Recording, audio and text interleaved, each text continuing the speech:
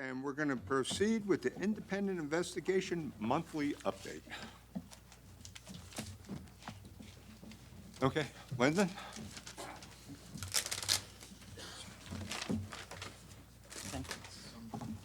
Good afternoon, Mayor Dyer, members of City Council. Thank you for having us here today. As you mentioned, my name is Lyndon Ramirez. I'm the City Auditor for those that are watching at home. It was only 40 days ago that we awarded the contract to the investigation firm Hillard Heinz, and shortly after they came on board, they made it a promise to be as transparent to the council, to the public, and all interested parties by providing a monthly update. And so before I bring up Arnett Heinz, who is the CEO of Hillard Heinz, to provide his update, I just wanted to say a few things in regards to our role. As you know, as city auditor, I've been tasked of playing the role of liaison, ensuring to connect them with the proper folks within the city to interview, to get documents, and I can unequivocally state before you that management, from the city manager's office to the department director's office to all the employees who we have requested information and documents for on their behalf, have been fully cooperative. We haven't had any pushback. We haven't been told we could not have access to any documents. So I wanted to let you know. And then for the press that is here, after Mr. Heinz makes his update, he will be staying here in the council chambers. I understand the council will be going into the informal chambers to field questions. So he will be here to do a Q&A and field any additional questions on anything he covers today. All right, so without further ado, I'd like to bring up the Chief Executive Officer of Hillard Heinz, Mr. Arnett Heinz. Welcome, sir. Thank you, Mayor. Good afternoon, members of the City Council. As Lyndon noted, 40 days ago, on July 19th, the City of Virginia Beach engaged our firm as an independent consultant to review the tragedy that happened on May 31st in the city. At the start of our work, I made a promise to the citizens of Virginia Beach during the press conference that we had on July 23rd, in which the city auditor introduced our team to the community. And my promise was that we would provide periodic updates to keep the community abreast of the progress we're making towards this investigation and assessment. Now, crucial to this, I think it's important to know that we're not going to be providing insight on the things we're discovering or opinions we're drawing or conclusions. This is a point in time in which I can provide significant information about the progress the investigation is taking. And as many of you know, we established a toll-free number and an email address at the beginning of the process.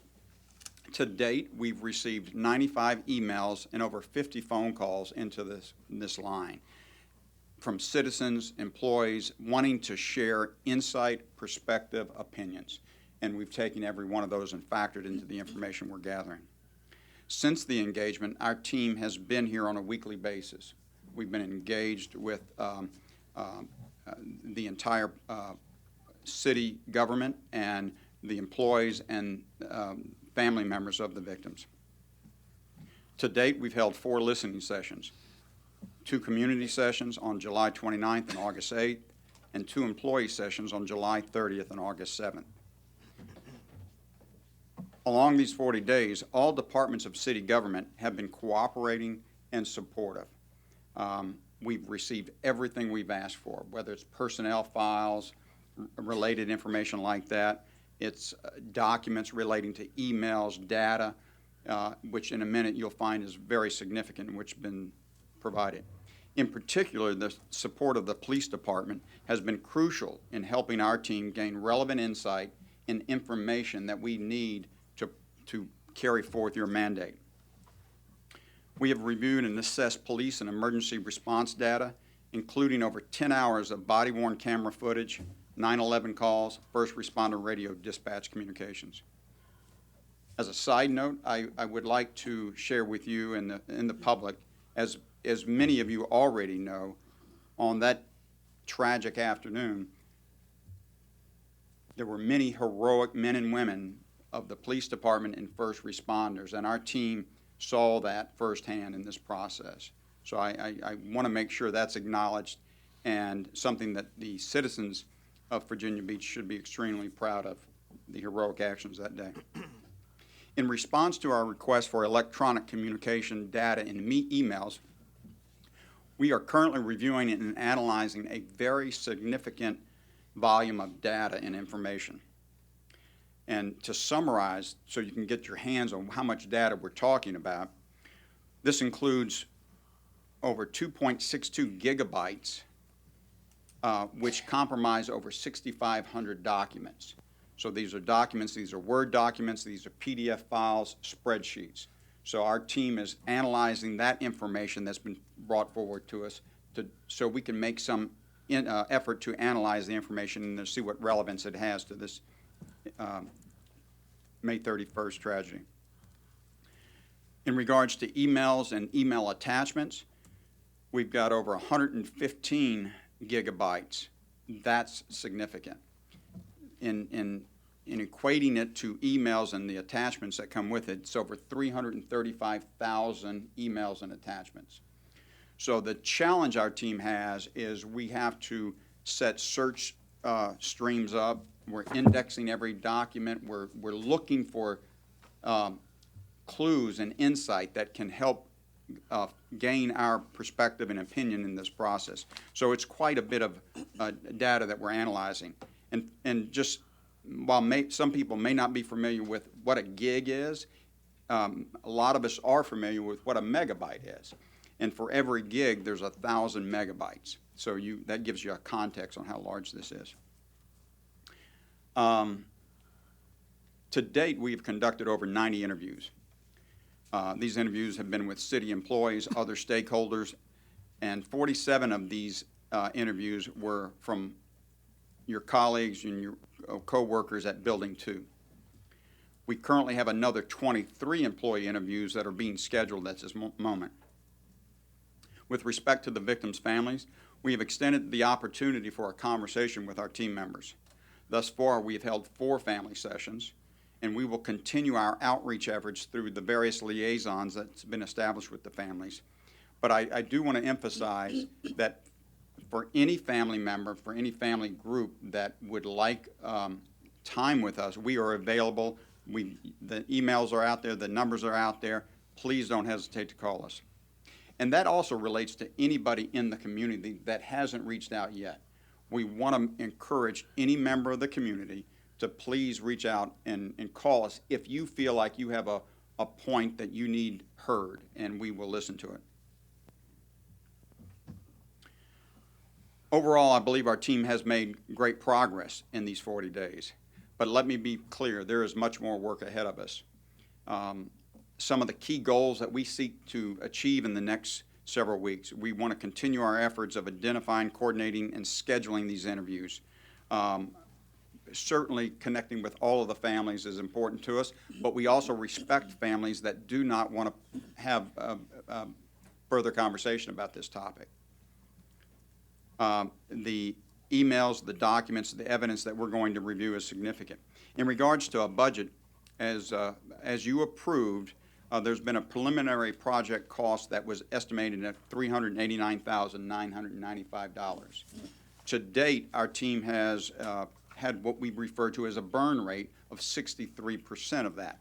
Now, that sounds significant after 40 days, But the fact of the matter is, our team was committed and put forth a large team to get on the ground at the beginning of this. And as we continue in the coming weeks, that burn rate should shift down at a lower rate. So we're comfortable with where the budget was established, but we're always in great dialogue with the city auditor, keeping them abreast as we move forward and making sure we stay within the scope of our mandate. You know, we've heard some issues about, and we value this insight when people talk about, you know, was there a toxic environment or what was the situation in this building? We're looking at all of those matters into this, and this is what we need the community, we need the employees to come forward with us. We can't make opinions about that. We need to hear the facts that relate to that. So our plea is, if you have information around what is being referred to as a toxic environment, we ask people to step forward to share that with us.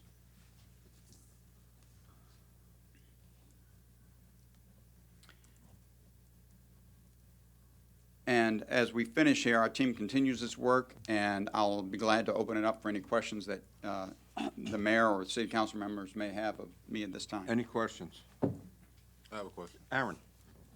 As counsel, by way of the city contract, limited your authority or restricted your investigation team in uncovering any possible leads?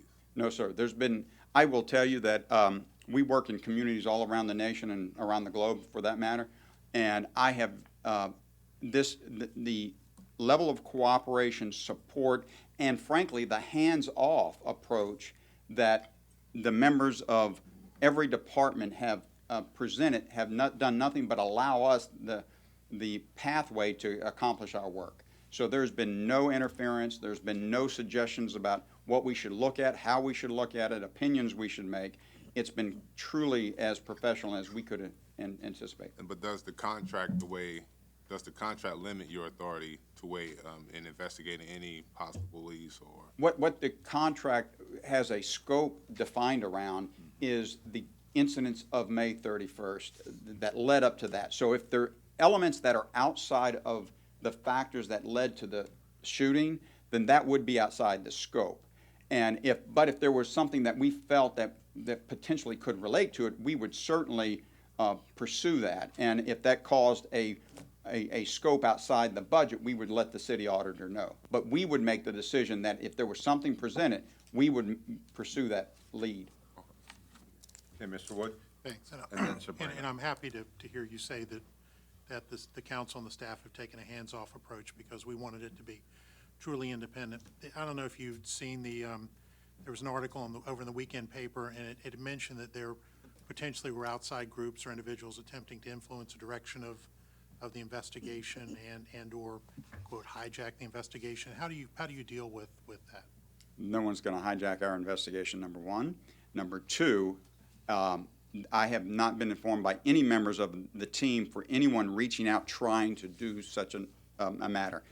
And I will tell you that the team members that we have leading this investigation are pretty savvy investigators with decades of experience of looking at matters just like this and others. So our team is not going to be shifted and off focus. Okay. Sabrina? I'm glad to hear about the outreach to the community and letting the community know that if they have input, feedback, that it's welcome. What is the extent of that community involvement piece? For example, is there opportunities for groups or organizations or people to submit questions to you and have them implemented and included in your investigation? Absolutely. And we would encourage, that's a great opportunity for me to provide a direction to the public on this. If you have information you want to submit for our consideration, please do so through the email. But if you prefer to call, and we'll make arrangements to pick the information up if that's required. So anybody in the community that has anything they want to share, we're here to gather it. And we're not placing any limitations on any of the public's interest to outreach for us for that. And so just a follow-up, it's my understanding that there is a organization that reached out and provided a substantial number of questions, and those questions were not received, or they were actually, I guess for lack of a better word, kind of kick back? Do you recall such a decision being made not to include questions or questionnaires from a particular group or entity? No, that did not happen. We would receive anything. So if somebody is stating that a team member refused to accept it, that's not true. We are still in dialogue with a number of community leaders and that represent some groups, and we're still in that dialogue phase to get together. So we're only 40 days in, and we have plenty of time to still gather that. So if you're in contact with any member that is providing that information, please ask them, to call us directly, email us. We'll be glad to receive any of that. Okay, I will. Thank you. Okay, anybody else at this point? Okay, thank you very much, sir. Thank you, Mayor. Thank you, council members. Mr. Ramirez, would you like to do a capstone?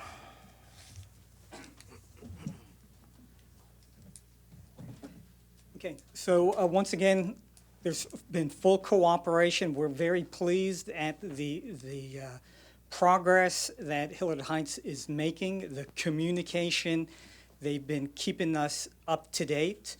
As Mr. Heights has mentioned, they're only 40 days in, and so they're open and willing to accept questions, comments, but obviously it's ultimately up to the firm in regards to whether they deem those questions that may have been provided within their defined scope of what they've been tasked to do. But all questions are welcome, and ultimately it's their call in regards to, of those questions submitted, which ones they feel are relevant and which ones they choose to follow up on. Okay, that's great. And I think this is very important work, and the spirit of cooperation by everybody and all concerned is going to be essential. And going forward today, we're going to adjourn back into chambers, and you're going to... Yes, so we will stay here, and Mr. Heinz is willing to take questions and do some Q&A with the press that is here. And we thank you for your time. Okay, so at this point, we'll recess back into inside our room. Thank you. Back to the party room.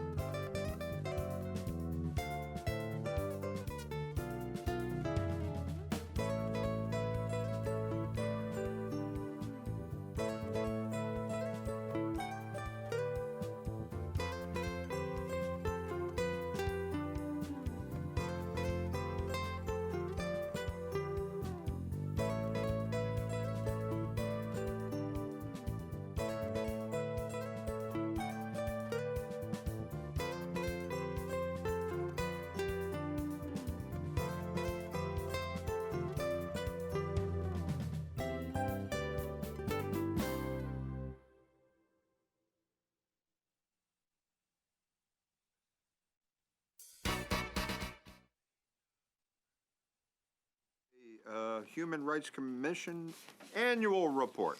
Yes, and our HRC chairman is here, and so Sylvia Strickland is going to provide that annual update. Thank you for being here. Hi, thank you. Can everybody hear me? Everyone tells me I have a soft voice. I have the same problem. Okay. Well, if I'm yelling, it's not because I'm upset.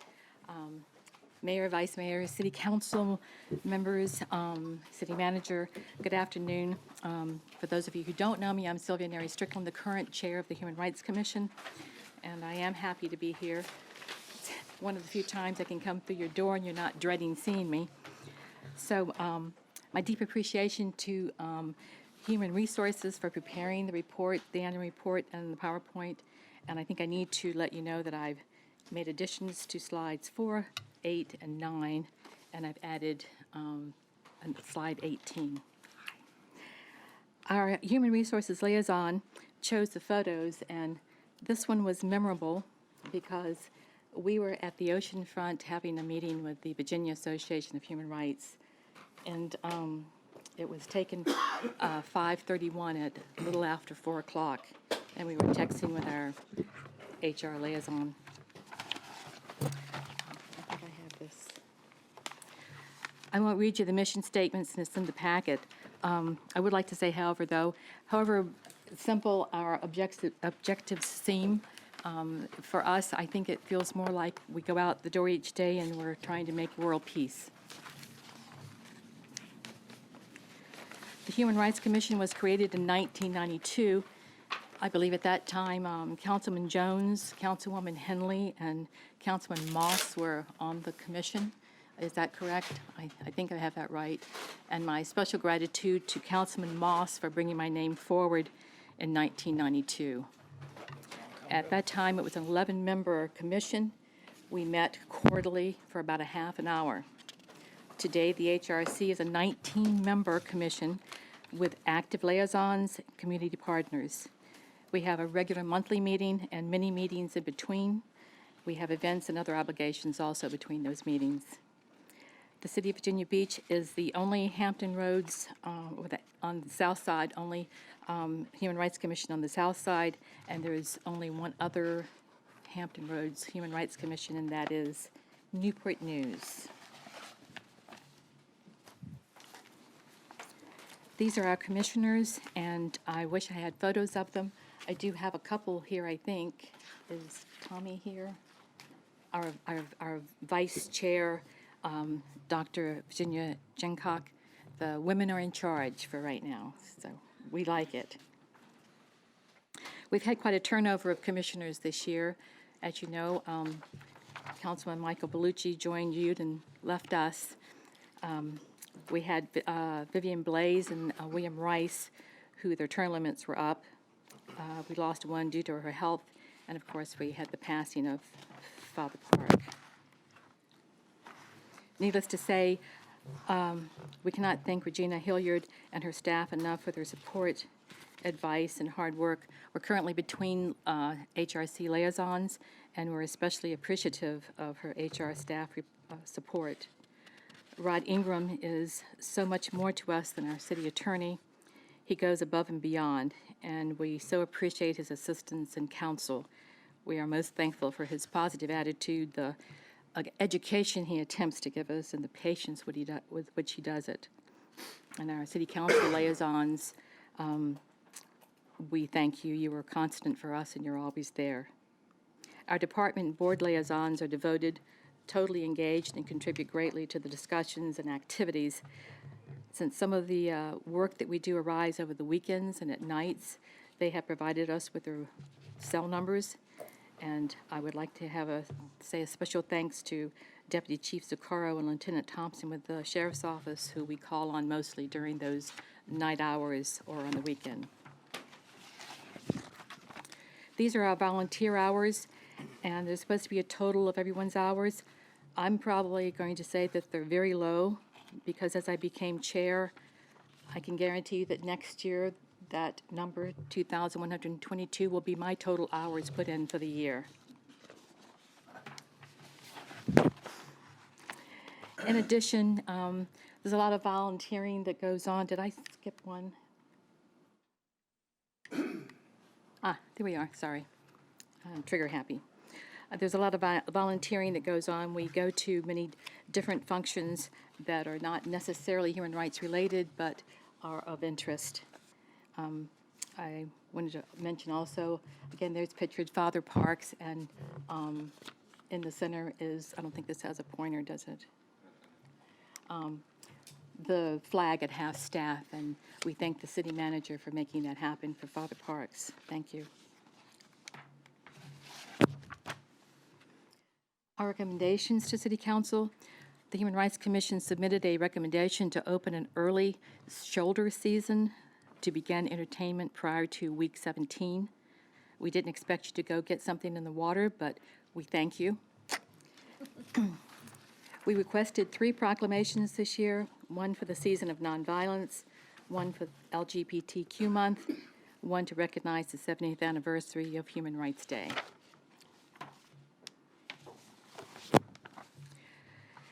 These are the recommendations we asked you to consider to go into the legislative package last year.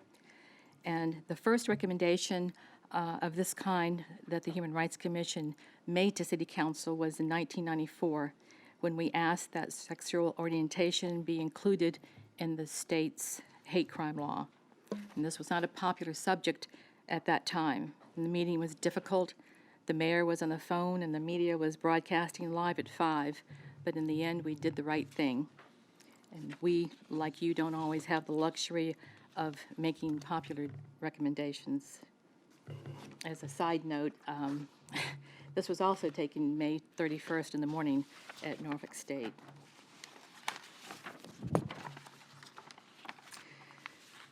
On February 22nd, in celebration of Black History Month, our former Commissioner Michael Bellucci led a team to organize a bus trip to the National Museum of African American History in Washington, D.C. 55 participants attended and enjoyed a private tour. The trip was a huge success, and we're hoping to repeat that in 2020. Maybe you can come back and help us do that. In recognition of Human Rights Day, which was December 10th, the Virginia Beach Human Rights Commission hosted a forum to discuss how human trafficking is defined, its impact on Hampton Roads, and how the community can help bring an end to human trafficking. These are some of the supported events. Pictured here is the mural, which was painted for the season of nonviolence at the Little Theater in Virginia Beach. We encourage and support many important human rights and humanitarian efforts throughout the year. And, of course, a full explanation of all of these are in your report. After Virginia Beach's darkest day, Councilman Bellucci and Councilwoman Abbott asked us to co-sponsor a citywide remembrance service with the members of City Council and other organizations, which we were honored to do. The Human Rights Commission designed and ordered BB Strong wristbands, which were distributed to the victims' families, to the city employees, and all those who attended the remembrance. We thank the Human Resources and all the city employees who worked through that weekend to help us get the order in time for the remembrance.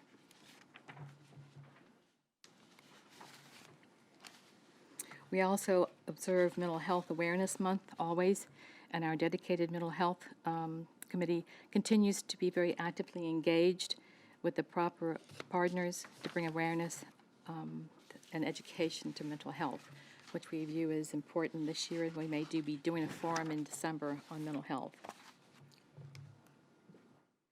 Our annual programming. The HRC has been actively observing the oceanfront since the early 90s to identify if there are areas where we can be of service or better service in the needs of our citizens and visitors. 2 years ago, we extended an invitation to non-commissioners to volunteer, and the response has been great. The program has turned out to be valuable, and we plan to continue that. And this year, our Human Rights Awards, we will be celebrating the 25th anniversary of acknowledging citizens who have made a difference in promoting inclusivity and diversity. The program started in 1994 with a pizza in front of the TV and a Kim Knock Ford car commercial featuring an African-American couple buying a new car. with American flag flying in back. Amazingly, in 1994, that was the first local car dealership that had been who had used minorities in a commercial. So we decided that Kimnock Ford deserved recognition for their inclusivity, and we discovered there were many more that deserved that. So that was the birth of the Human Rights Commission Awards. This is how we work. Most of our work is done in committee, or as I call it, in the field. And these are our committees. And David Kellyott, he chairs our awards committee. Louis Rivera, our bylaws committee. The Community Alliance Partnership is actually the individual observers program. I chair that. We have a forums committee with Beatrice Amberman at the chair. The Joint Oceanfront Committee was conceived by Michael Bellucci and Laura Haber to exchange important dialogue between RAC and HR. And BJ and myself, we co-chair that committee. Mental health is Tommy Kubine. Nominating committee is Jojo Rencio. And we now have a new public information committee, and it will be chaired by Raj Islam. We're also a charter member of the Virginia Association of Human Rights, which is a private organization. It's made up of commissioners from all over this Commonwealth, as well as some of the staff. And of course, we value our partnerships. This slide represents the phone calls that go straight to HR at our liaison's office. And she keeps a log and follows up. Oh, I'm sorry, that's not it. She keeps the log, thank you. I don't know why I'm doing that. Somebody help me. Represents the calls that come in, and those are the categories. And I believe that, and you can correct me, I think this serves mostly as a service. These are the referrals or the agencies, groups that she referred those to. And I think it's more of a service because it ends up being, they usually go to another entity. For example, we had the BJ's Wholesale Corporate Office. Someone called and wanted to file a complaint, and so she provided the corporate office number for the person. And now, as I was thinking about how we work, I reverted back to my military days. I wasn't in the military, I worked for the Navy.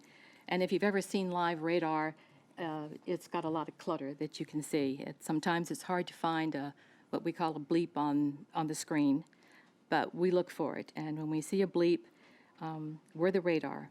And if it's left unchecked, it could turn into a human rights issue. What we like to do is find them, evaluate them, and intercept issues before they get to be a problem, before they get to you. And you may never know how many of those go on behind the scenes, but I can tell you that we call on our liaisons very often to help us identify if it is actually a problem. With 19 commissioners and our liaisons and partners, I think we have your human rights battle group. I think it pretty much covers the city. And in closing, we just want to express our appreciation to the City Council for your continued support and confidence. I'd like to thank our two liaisons, Mayor Dyer and Councilman Bellucci, who take our calls, listen to us, and give us counsel. And I'm happy to take any questions. Any questions or comments at all? Michael? Just one comment. Sylvia, I want to thank you and also to Dr. Jane Cott for being here and sharing this information with us. As you noted, I was proud to be a member of the commission since 2015 before serving as a member of City Council.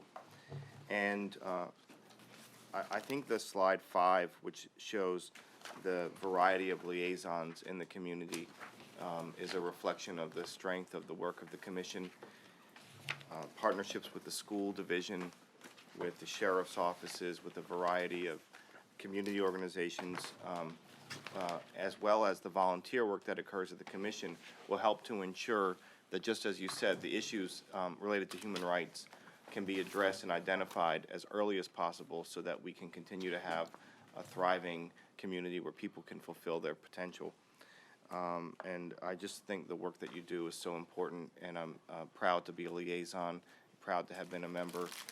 And thank you for all the extraordinary work that you do to make life in our community very good. Thank you. Anybody else with Dave? I too would like to echo Michael's thank yous. The staff has always partnered with you out there on the many festivals that we have, but most notably your support in helping transition College Beach Weekend to something in the water.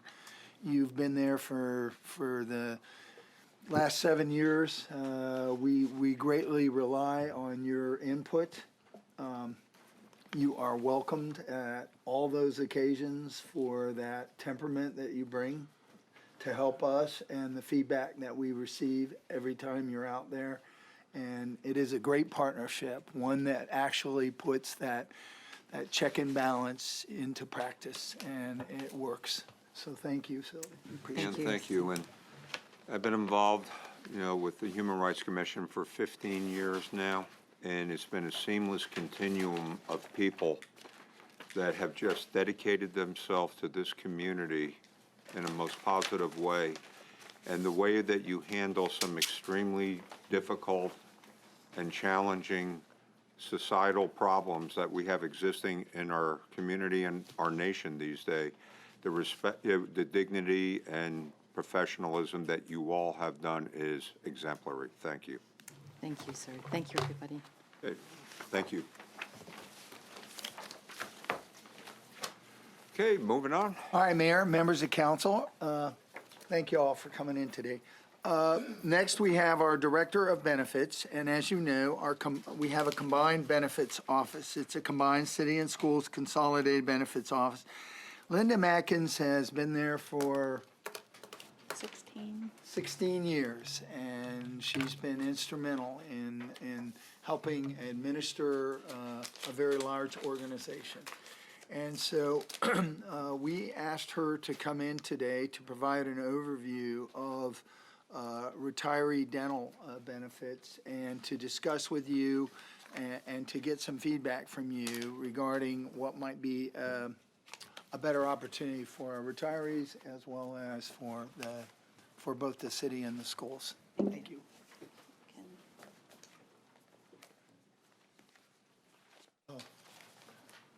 And the radar's still on. Mr. Mayor, Mr. Vice Mayor, members of council, and Mr. Hanson, I appreciate the opportunity this afternoon to speak to you about eligibility for retirees on our dental plan.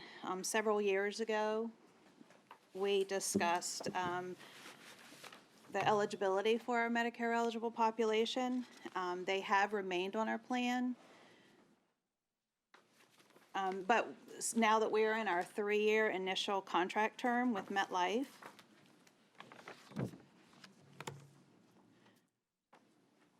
we wanted to discuss the new dental plan options, review historical eligibility, the changed dental plan environment, a plan comparison, enrollment, and next steps.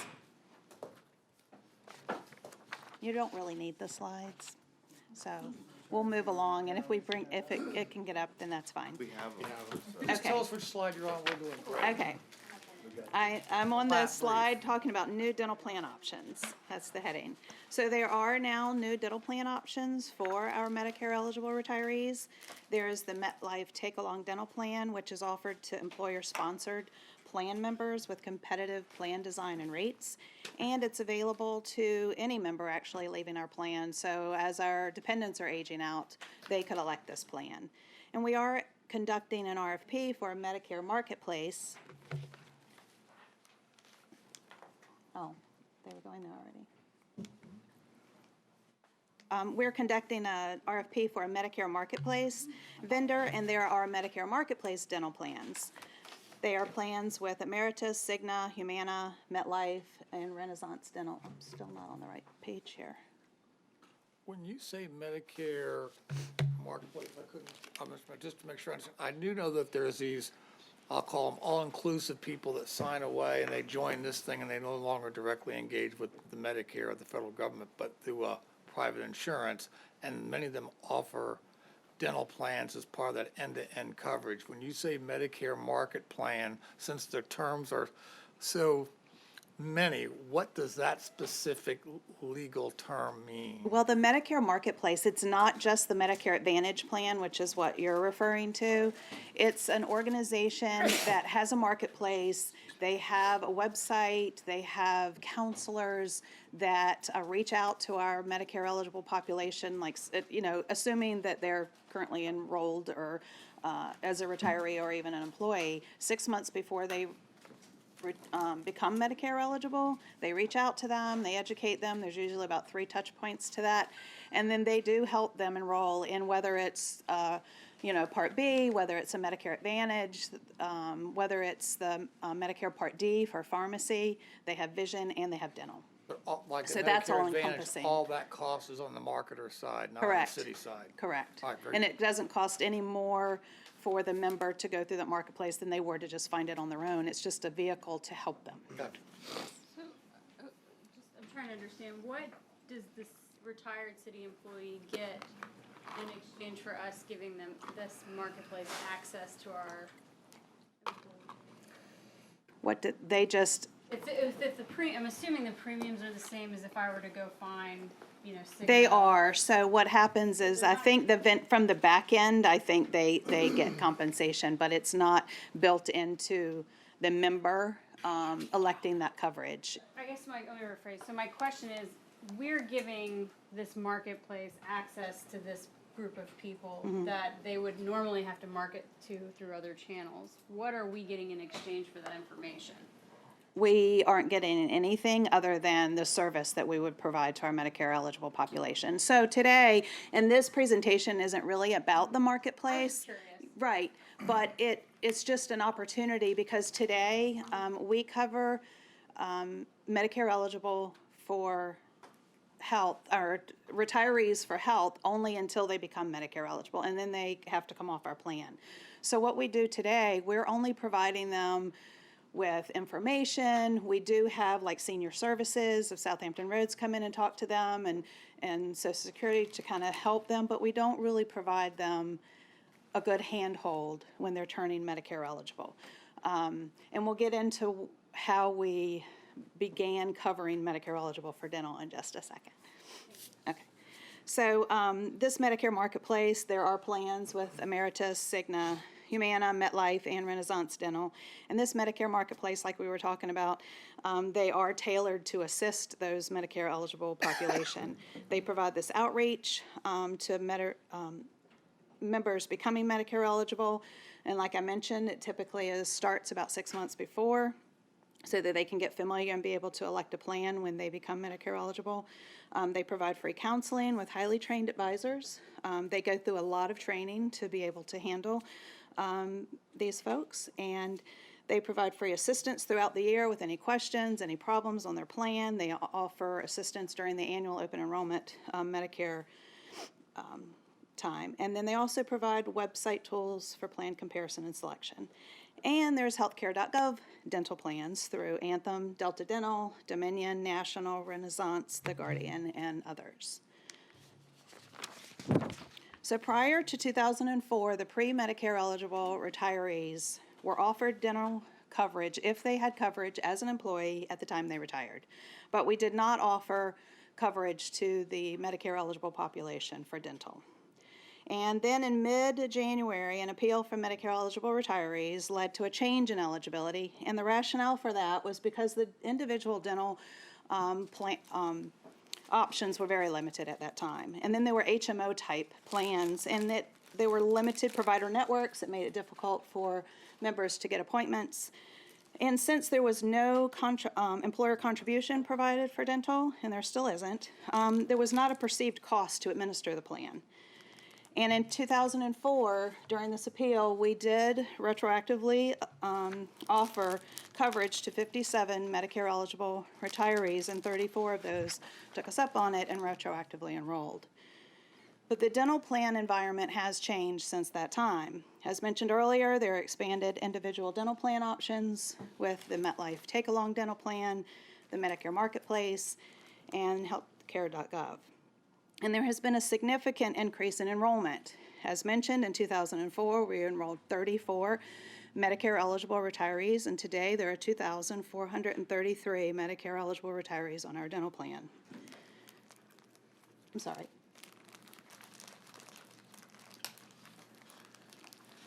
There we go. Thank you, sorry. See, I'm the opposite of the prior presenter. I'm staying behind. So with the dental renewal for 2020, premiums would be 2.6% greater if we keep the Medicare-eligible population on our plan.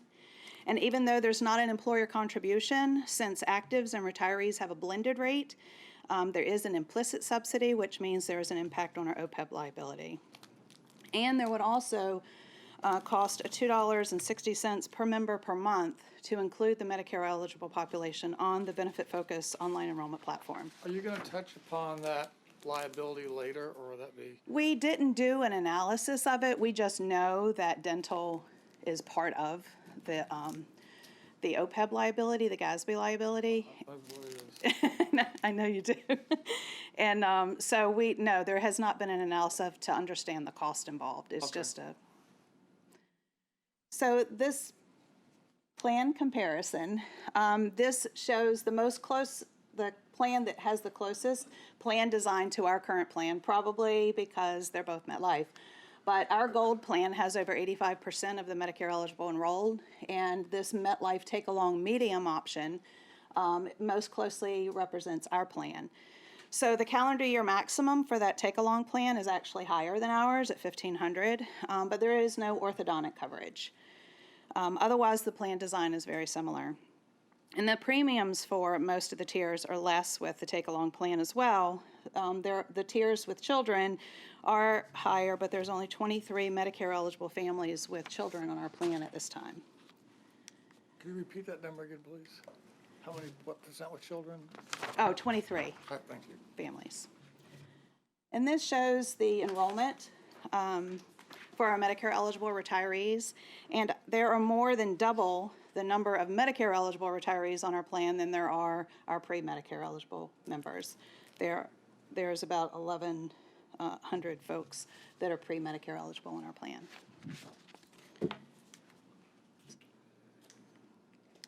Doesn't want to go. Either way, there we go. So this change was brought before the Benefits Executive Committee, which oversees a lot of what we do in the benefits office, and there was agreement for this eligibility change.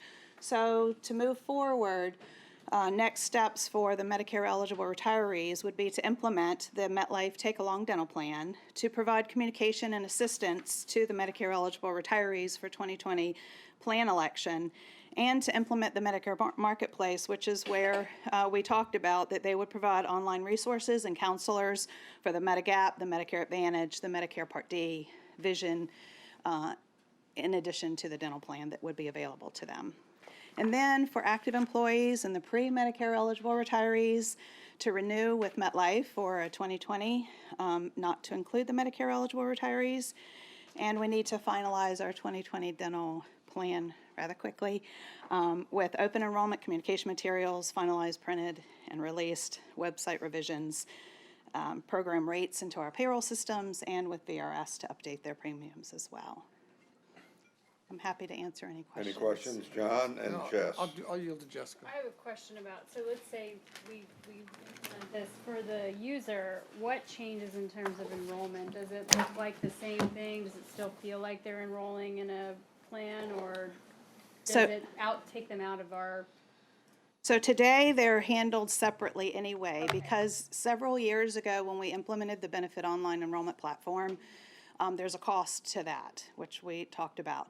And we felt like enrolling the benefit platform was more for education and helping and understanding your options on health care, and we didn't feel that just having dental, which typically when they're in a plan, they don't change, there wouldn't be a lot of value. So we actually handle them manually today, by paper. So when they become Medicare eligible, there is a transition, and then we take them off of the platform actually, and then we enroll them by paper. And so during an annual open enrollment, if they want to make a change, they do it by paper.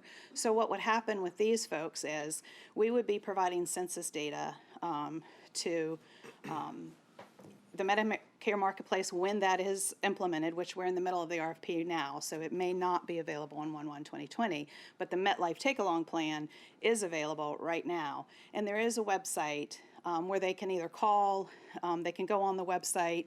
We plan to have meetings where people can come and get their questions answered and get assistance with that. So would we still be enrolling them, or would they be told, here's the website, you go here? We would be providing them information on how to enroll, yes. Thank you. You're welcome. Okay, John? So that means in this particular case, what slide number it is, I'm sure it's on here somewhere, but the ones that change dental plan environment, Yes. so that, at the very bottom, they had that, this $2.60 per member per month fee, that only applies to the active and. Correct, employees, so that because we doesn't did not apply put them on the platform, Right, thinking I'm that, just trying to make sure that's, so that also means there shouldn't be any impact on the OPED's other costs of employment either, correct? so the The other 2.6, post-employment benefit shouldn't impact that either if they're not directly, still in, will that they're choice- still included. When we do our GASB and we have to pull our census data to provide to them for that, yes, they are included in that. So do we have any idea of the magnitude? It shouldn't be creating any additional unfunded liability because we have no obligation. Well, we don't have a employer contribution, but the rates are blended. So it's the value of, it's the cost, not so much the, I'd like to understand that cost before I made my informed judgment, because I don't know if that cost is $100,000, that's one thing. If it's $2,500, it's another, but. well, and I don't, it's probably not significant. The cost for dental coverage is between, $30 and $50. So I'm it's, having a hard time understanding if there's a blended rate, if they're going to the marketplace that they could go to without us, what you said in this Medicare take-along, that they could do Right. that without us. I don't understand. oh, the I blended- misunderstood your question. No, if they go on to this, if they come off of our plan and go to the take-along or the marketplace, no, they would not be in our liability. Right, but are you also saying that they have the option of being, I thought there was a choice, you couldn't be, if you're Medicaid eligible, you wouldn't be on the active plan side. That's what we're hoping to get direction for. That makes sense this to me. afternoon. That's why I'm trying to understand the question. That does make sense to me. Yes, sir. I'm sorry, took me so long to get there. Misunderstood. Thank you, Mr. Mayor. You got it. Anybody else? Mr. Hanson? So, council, what Linda is proposing to you all is that we move forward with that, the separation of those that are currently in a Medicare, Medicaid eligible status to move to the marketplace. And there's a huge amount of literature and preparation when enrollment begins for an organization our size, and then 14,000 school teachers as well. The reality is we need to get an affirmative. I have been told by the superintendent that the schools is moving this direction. We briefed, they seem to have positive feedback, and then there is another formal this evening. That makes sense. So, do you need a resolution to do this? Don't need a resolution, we were just looking for, Was the school board doing it by a resolution? I just wonder, how do we codify this correctly is all. I'm sure that's what the managers have to, so it isn't like it's just something informally that we actually did it. If this is what we ought to do, we ought to probably codify it some way, but I'm open to, a resolution wouldn't offend me. So if that happens, I will follow my lead from the schools if that's acceptable to you, and I'll come back or give you an information paper in a Friday packet, or I'll send you an email. But I will communicate with the body, but there's no opposition at this point from the body. Thank you. thank you. Thank you very much. Appreciate Okay, it. moving forward. Yes, sir. We are certainly an hour ahead of schedule, but knowing that, we were able to ask Mr. Lawson to jump in the car and come early, and so we've got our team coming through the door, and as soon as I verify that they're on this side. So, With your permission, Mayor, I would first ask Sabrina if she'd like to make a comment, having saw the presentation, and then ask Rosemary maybe to follow you up with the introduction of Mr. Lawson, if that's acceptable. Sure. In looking and reviewing the presentation that Mr. Lawson gave, I thought that it would be relevant to what council is pursuing in terms of its 5 priorities, especially regarding the affordable housing piece. There's some significant information and research that shows how our city needs to progress in the future to ensure that, our younger generations, our young adults are able to actually live, work, and play in Virginia Beach and find affordable housing.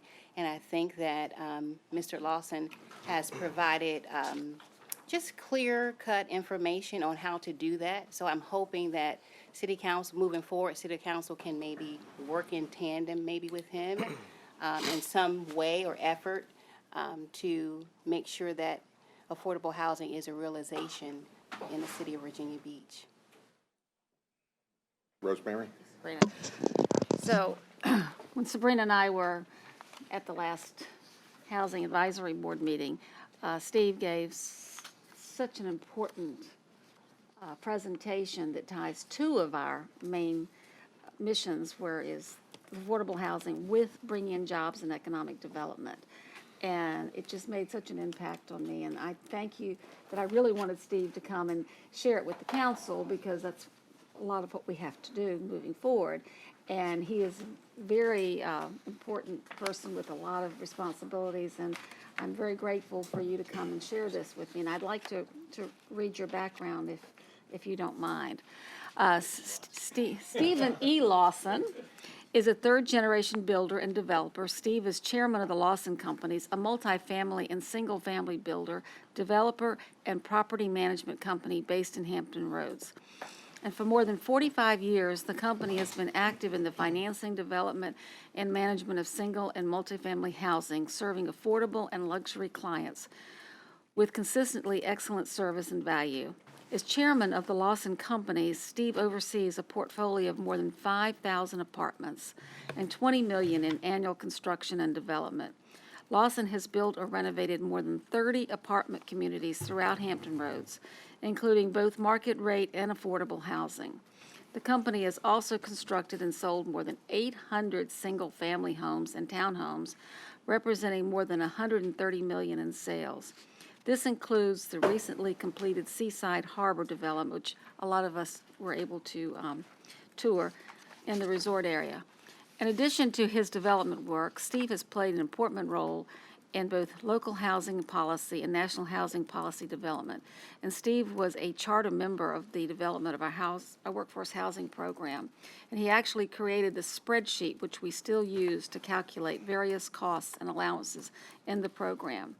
In addition, he has held several positions with the National Association of Home Builders, most recently as the immediate past chairman of the Multifamily Council Board of Trustees. Steve earned an undergraduate degree in engineering from Duke University and worked in that field for several years, later returning to Duke for a master's degree in business prior to joining the company in 1993. I know we're all happy to have Steve, and thank you for being with us today. Thank you, Rosemary. Welcome. So you got a microphone there, Steve, and you got to be tethered to it. So Do you I can't have to stretch- be, because I love to walk. Well, you can, but you gotta talk loud, and here's your pointer, and we have ample time for lots of discussion as you lead into your mid-year retreat, and this conversation was on the front of some of you all's desire to discuss this mid-year retreat. All right. Well, thank you, Dave, and thank you, Rosemary. Rosemary it's always good for an aw shucks moment. And thank you so much. I'm flattered to be invited here. I'm flattered to be addressing council, and just to share my thoughts on affordable housing. I appreciate the time that you all are giving to this topic. Since my father started the Lawson Companies in 1972, we've developed, built, and managed both apartment communities and single-family homes. As Rosemary said, our portfolio of apartments is now over 5,000 units, and we've built more than 800 homes locally.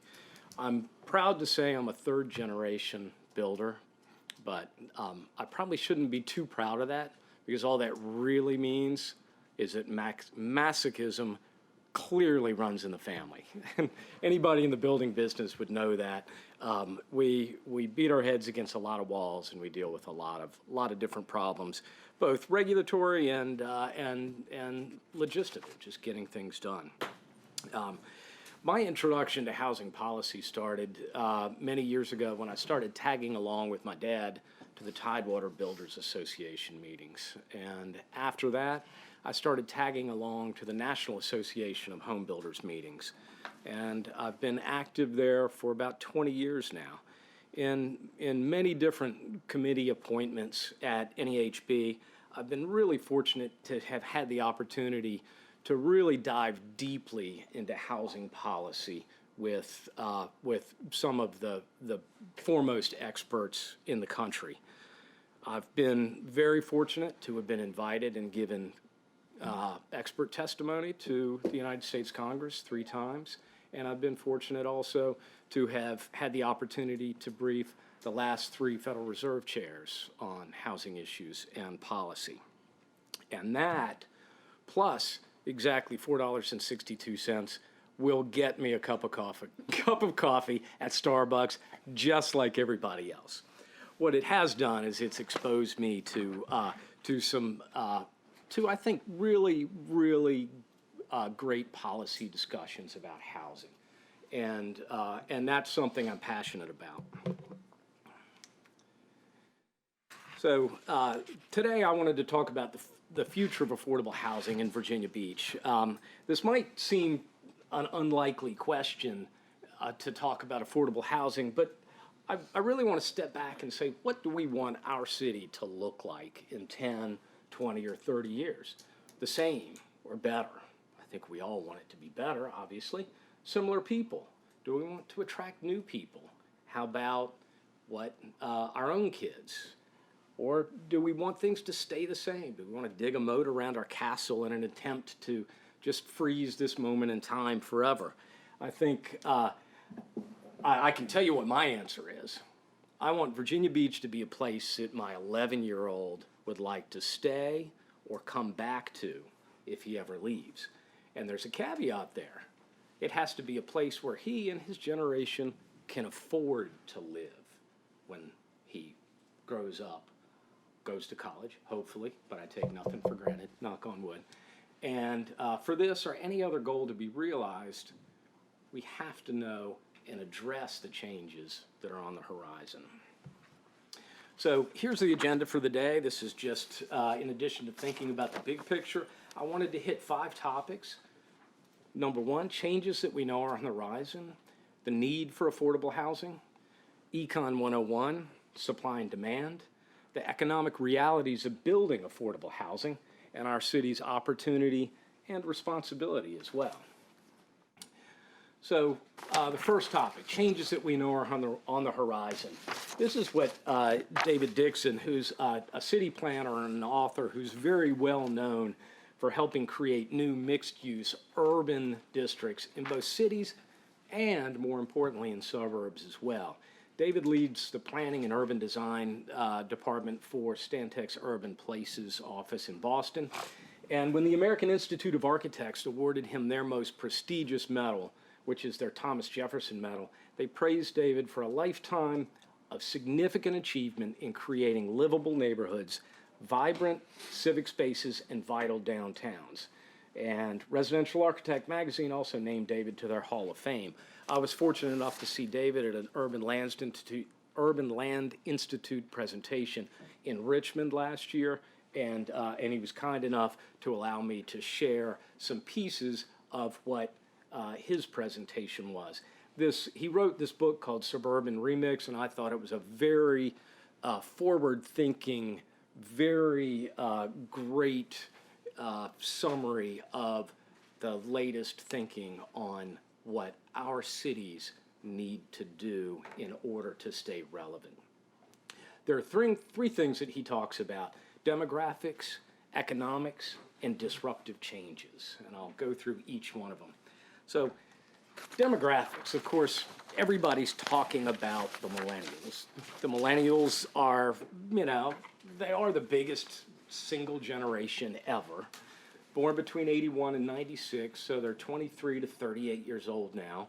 They're delaying marriage, they're delaying kids, and they're not buying houses like previous generations have either. Student debt is an issue. This is from the Federal Reserve of St. Louis, who keeps all their statistics. This is total student debt outstanding. I would have thought, just thinking after the recession, that a lot of people would have taken the opportunity during the recession to go to school and then be prepared to come back out in the workforce. That's not borne out by this. Our student debt, total student debt, continues to go up. It was $700 billion in 2009. 10 years later, today, 2019, $1.6 trillion. That's a 130% increase. What that means is in the last decade, student debt has more than doubled. And that's a real constraint for our young families. The millennial generation may be the first generation in history to economically do worse than their parents. Now, that remains to be seen, but it's not exactly a resounding endorsement for the economic prospects of the millennial generation. So when it comes to rent, when the millennials are entering the workforce, they pay average rents 2017 of $1,358 a month. By comparison, Gen Xers, yours truly, part of that, we paid rent of just $850 a month in today's dollars at the same stage of life, meaning when we were starting, getting our first jobs, getting our first apartments. And the silent generation before us paid under $500 a month. On the home ownership side, the millennials that are buying homes are paying 39% more than the baby boomers who were taking that same step in the 1980s. So the same goes for education. Getting a degree, when the millennials were born, tuition at a four-year public college was just $3,190 a year. So now that they've grown up, the millennials, that is, have grown up and enrolled in college, it's now 213% more expensive, $9,970 a year. So enough about the damn millennials. Everybody's talking about the millennials, it's passé. So what we want to talk about here is that the U.S. is growing both younger and older at the same time. The millennials really dominated from 1990 to 2010. But if you look at what's going to happen from 2010 to 2030, the baby boomers are going to be the largest growing segment of the population. So the millennials and the baby boomers are going to be the ones that define the future of housing. So there's some big changes happening in household demographics as well. Traditional single-family, the traditional single-family market, which is two parents with kids, is shrinking. U.S. households with kids is projected to drop by 25% by the year 2025. That's down from 50% in 1970. By 2025, two-parent households with children will represent only about 10% of all U.S. households, and that's down from 40%. These are some really, really huge demographic changes in a relatively short period of time. Housing demand is shifting as well. For the next 2 decades, about 80% of the net new households, meaning the new households that are created, will be singles and couples. But 62% of our housing stock is single family. So there's a big mismatch between the existing housing stock and what these new households will actually want. So what the bottom line is, the U.S. is oversupplied in single family and undersupplied in multifamily. That doesn't mean that single family development will stop, or people will stop buying homes, or that millennials will not buy homes. They will, but the percentages are going to change. So the implication for that is that the millennials won't want our McMansions. They're going to want a different product. What we've seen is the millennials want to live closer to an urban center.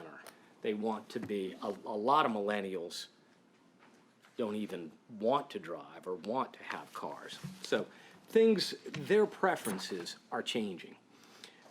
More interesting economic trends.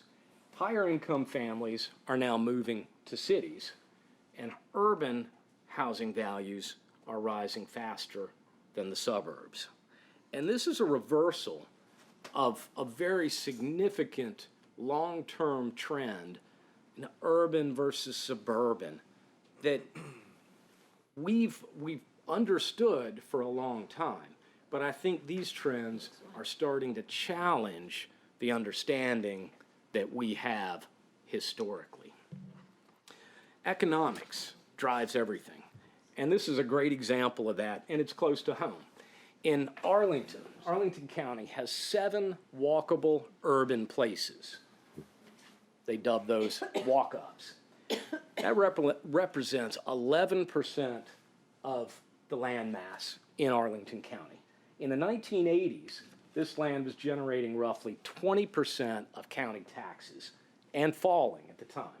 By 2016, this same land was generating 50% of Arlington's tax base and rising. So 20% to 50% in, again, a relatively short period of time.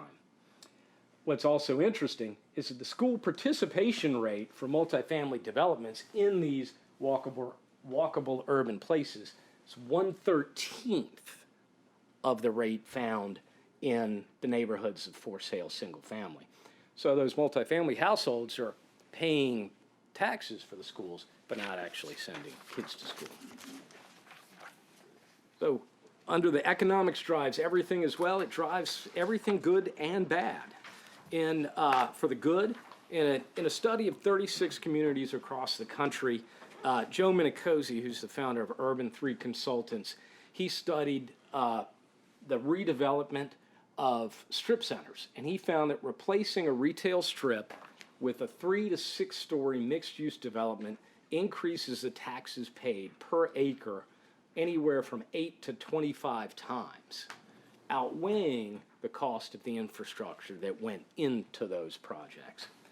It's good and bad. On the bad side, poverty is moving to the suburbs, and we've seen this in Virginia Beach.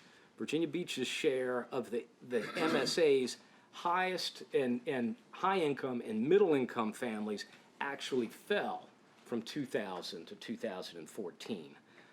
The only income category that rose in that same time period was households with incomes below $20,000.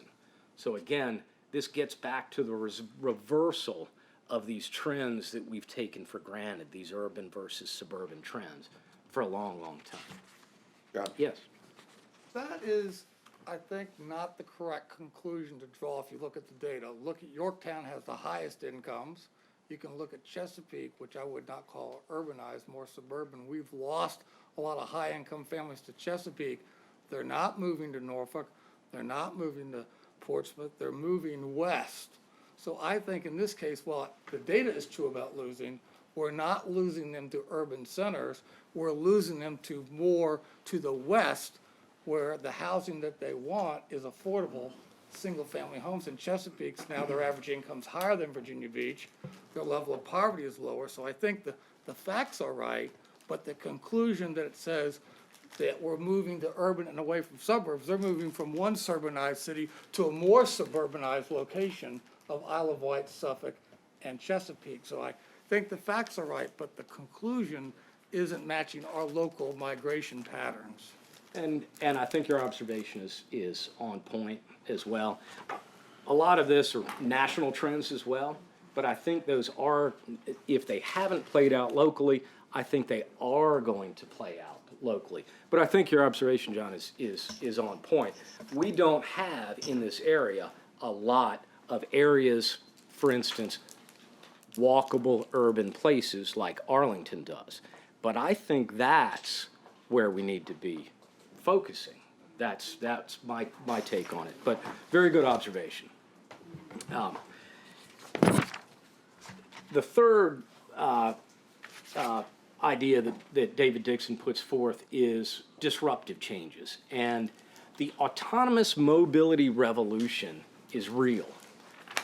Personal autonomous vehicles, those are already on the road in limited ways with Teslas. Those are self-driving cars. Shared autonomous vehicles are the next step beyond that. Those are robo-taxis. Stantec's experts predict that by 2022, which is just a couple of years away, shared autonomous vehicles will be in mass production, ready to be deployed. By 2025, 60% of vehicles will be connected, probably through 5G as that network gets built out. There are a lot of implications for that. One of the really big implications is that autonomous parking requires 60% less space than it takes me to get my pickup truck in and out of a parking garage. If anybody's heard of peak oil, a lot of people say due to renewable energy, solar and wind, that we're currently at peak oil, meaning we will never need more oil. The world will never need more oil than it needs today. A lot of people think we're at peak parking based on where autonomous mobility is going. That's an interesting concept. How quickly that happens, I'm fascinated to see. But what I think we can definitely take away from it is that the denser areas are going to be the places that benefit first from autonomous mobility and the most. Does that include e-scooters? I'm not sure that's in the data here, but Shared mobility. All right. That's solar scooters. good question. Yeah. But I think the implication here as well is it will create some benefits and some losses, some haves and have-nots. The more dense areas will benefit from lowering the cost of transportation. If we don't have, as a builder, if we don't have to build as much parking in an area like Town Center, which is very expensive, then that lowers the cost to build in those areas. It lowers the cost to own and rent in those same areas. John? Do you see autonomous vehicles also causing people to retire more in place and therefore reduce the availability of housing that normally would become available as people move because of mobility, because now they have mobility and can stay in place? It's possible. I think we'll see. What a lot of the information that I've read, and I can't cite any statistics, but that the empty nester baby boomers are actually looking to get more into the urban places in order to be part of a community instead of necessarily staying in the suburbs. I find it interesting because I read a Wall Street article just about 3 months ago talking about the trend has shifted of retiring in place. And one of the things they're attributing it to is the fact of people can get to doctors, get to places, and have these mobile vehicles. And, you know, the peak 85 isn't until 2035 when the peak baby booms are 85 years old. And that's a lot of mobility, myself included. I'd rather stay in my home if I knew I could, when I couldn't drive, I could get a car to come to my place. I wouldn't want to give up my little mini nature preserve just to go live in a more urban area, but that would allow that to happen. Yeah, and I think both of those could happen. What the predominance of what I've read in the studies on this tend to think that that the baby boomers will not keep the 3,000 square foot house in the suburbs, that they'll downsize. And anecdotally, I know a lot of my friends' parents have done that as well. And there's a lot of downsizing going on, which then begets the question of how much demand is there for the 3,000 square foot home in the suburbs if our millennials are burdened with student debt and can't qualify. So I have a question about that, because I wonder, I think you're right on one point that particularly people my age are not interested in the, I'll call it, what you called it, the McMansions that were kind of built in the 80s and the 90s, these massive homes that seem to have space for no reason. How much of the downsizing is that people are just realizing that we overbuilt ourselves, and we really just, while we may want that little piece of our own land in a suburb, but we don't want as much as what we really thought we wanted. So I'm just curious, is there a correlation there? Because I think I fall into the smaller part of the millennial section that I have 2 children and I live in the suburbs, but I would much prefer a smaller house versus, apartment, maybe somewhere in the lines of like a village or a pocket neighborhood or something. What I'm getting at is, what is the data on, we always seem to go to this extreme, like, okay, we're going to these urban areas. I think you have a point in that we want an urbanized mixed use. I think there's a lot of validity to that conversation, because I think people genuinely want to be able to do things in a short or in a close proximity. But I don't ever hear anything about, that blend. If you understand. Yeah, actually, that's exactly where I think things are going, not necessarily in a truly dense urban environment, but in a more suburban environment like Virginia Beach and cities like that. I think millennials will want a single-family home that's walkable to town center, or walkable to the resort area, or walkable to other amenities. That's, I think, the zoning challenge. That's, I think, exactly where the suburban areas that are becoming more dense, I think that's very much part of the solution. So, trying to stay organized here, just summarizing the changes we know are on the horizon, the demographics, 80% of new households, and this is net new households, so it doesn't mean that that's automatically going to shift, but these are the new households we're creating, are going to be small households. There's a big mismatch between the existing housing stock and what these smaller households are going to want. Economics, higher incomes are preferring more dense urban-style locations, and those types of developments do pay a lot of taxes. Disruptive changes, the dense, more urban areas will benefit first from autonomous mobility, and they'll benefit disproportionately as well. This is where we are on our 5 topics, just trying to stay organized. So now I want to just get a brief overview of affordable housing. And I think most people that I talk to, I've lived affordable housing since I was much younger than I am today. So it's second nature, but I think it tends to be really dense and really confusing for most people. Here's, I think, the simplest way to break it down.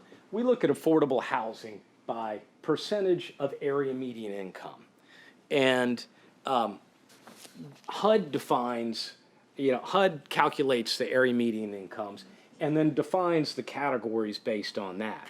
So if, starting at the bottom, the lowest income, we have HUD extremely low income, which is the 0 to 30% of area median income. And I'll get to area median income in a minute. In an alternate universe where housing economics was actually interesting, and you're at a cocktail party and somebody asks you, what is area median income? And you want to appear, dashing and interesting. 79,300. That's the number you need to remember, and I'll get to that. Next on the scale is 31 to 50%, HUD very low income. And at the extremely low income, the 0 to 30, that's typically your public housing clients. The 31 to 50% encompasses most of your Section 8 clients, because Section 8 tops out at 50% of area median income generally. HUD low income is 51 to 80%. Those clients don't typically benefit from any of the rent subsidies, but the home ownership programs that HUD promotes are there. And then low-income housing tax credit is the next. That's 0 to 60%, but the reality is a tax credit property can really only serve down to about 40% of area median income, unless you combine that with a housing choice voucher, because a tax credit property still has to pay operating expenses.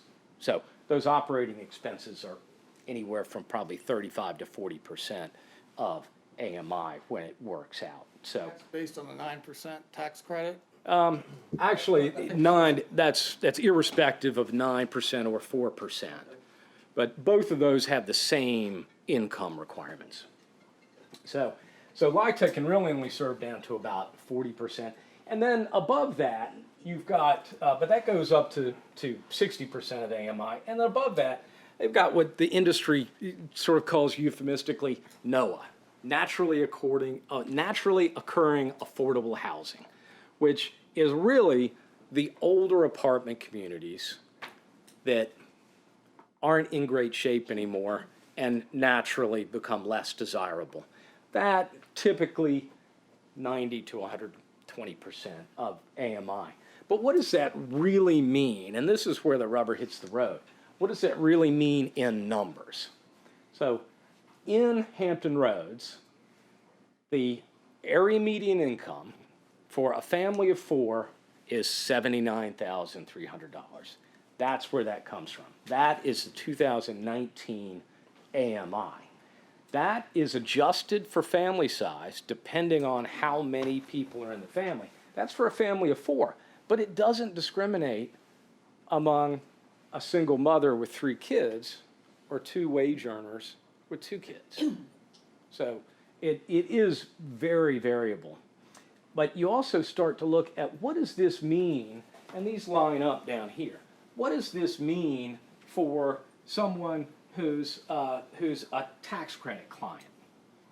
For instance, if someone in a tax credit community is a family of 2 is making makes between 40 and 60% of area median income, then they're earning $25,000 to $38,000 a year. And that is most often a single parent and a child. And and that's not a lot of money after you take taxes out, rent, food, everything else, transportation. That's not a lot of money, and we have a lot of those families here in Virginia Beach. Can I ask a question about, because I just got done over the weekend, because I went Congressional Research Service report on the low-income housing tax credit. Okay. And basically, it's 9%, one of them was 9%, but there's different rates, but 9%, and 10 years, you recoup 90% of your cost of construction. I'm just curious why, given that, it's a very interesting report, I encourage all of you to go read it. It's surprising we don't see more of that in Virginia Beach, because we have a different demographic, a different income profile in the urban areas as a whole. And I'm just curious, given the amount of tax credits and other things that go with that we haven't seen more of that, given that there are clienteles out there that would be attracted to that market price. Yeah, well, we'll get to that. Okay. The demand isn't the problem. The supply is the problem. The supply of those tax credits, it's a federal tax credit, gets allocated to the state housing finance agencies, and then goes out from there. In Virginia, which is fairly typical, those tax credits are typically oversubscribed 5 to 1, meaning you've got a 20% chance of getting credits if you apply. So we could use. And nationally, we've been pushing for legislation to expand that for a long time, but that's a budgetary constraint, of course, so. All right, thank you. But that is really the long, and I'll get into this later, but that's the best and really the only way to build new affordable housing at these lower income ranges. So more than any other graph, this one really sums up the need for affordable housing to me. The green line is real household income, and this is indexed to 1960, and that's risen 20% in real terms over that time period. The red line is real median rent, indexed to 1960 as well, which is 65%. So there's a 45% difference that I call the affordability gap. So what's really happened is for a long time, for decades, incomes have risen much less than the cost of housing. And I looked far and wide for a graph that tracked this for single-family homes. Certainly anecdotally, the story is much the same for single-family, but I think the market is so diverse that it's hard to get any collective data on it. The St. Louis Fed looks at it a little bit differently, maybe just the opposite way. The blue line is real median personal income, and from 1980 to now, or this is 2016 or 17, I think, it's real median income's gone up 42%. In that same period, when you adjust for rent, it's only gone up 8%. And what that simply means is that most of the increases in family incomes have gone toward the cost of housing, rent in this case. And that's in over the last 30 years. A little bit of a disconcerting trend, actually, is that you look at since 2000, if you look at the rent-adjusted median income numbers, they're actually tracking down a little bit. And I think that is directly related to the increases in cost of housing as well.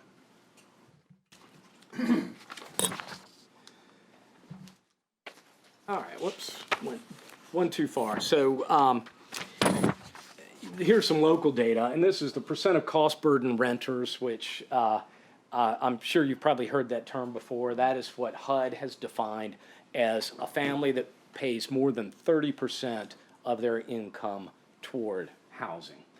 The percent of cost burden renters has hovered around 50% since 2009, and that's really within a couple of percentage points of the peak, despite what's happened lately. It's come down just a little bit, but we're at record low unemployment, and this is a persistent problem. This is another graph that I think illustrates really well where the greatest demand is. And this is local data, actually shows the number of low-income renters in Hampton Roads grew 9.2% from 2011 to 2017. And this is a national graph, but I think it bears that out very precisely, because the vacancy rates for moderate and lower quality apartments are at historic lows. You look at market rate apartments, the vacancy rates are up. What I take away from this is I know where the greatest need is. It's in moderately priced apartments. So we are building apartments.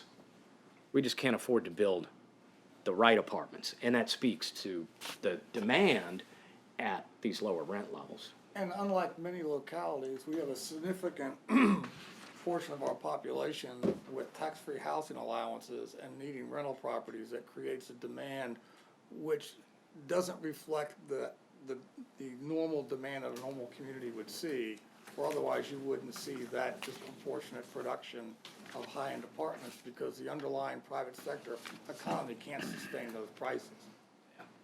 It's an interesting premise. I haven't seen any data on that. The one and perhaps this is anecdotal, but that a lot of our basic allowance for housing dollars go into single-family rentals, which is a market that's really hard to get any data on as Talked to a well. couple of lieutenants who plan and move into a 3-bedroom or 2-bedroom apartment, and they both claim they'll be okay. I think it's more than what you think. Yeah, okay.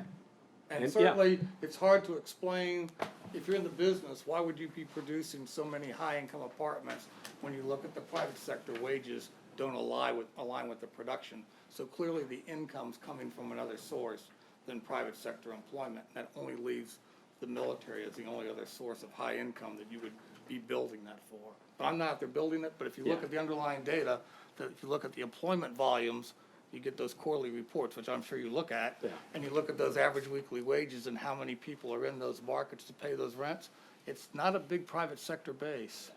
Well, it's clearly supply and demand. I don't have any information on how, what military tenancy at these high income, at the luxury properties, but that would be an interesting statistic to understand. I think what's happened is we're capturing more of the high wage earners in rentals than homeownership necessarily. Is I think one of the other trends that's at play, so.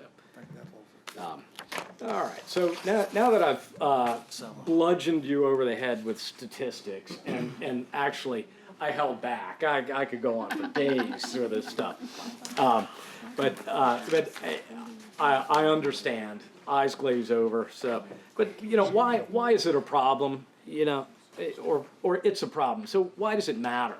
I mean, first, it's the right thing to do. I mean, fundamentally, every family in our community should be able to have the opportunity to find housing they can afford and have access to the vital resources of the community.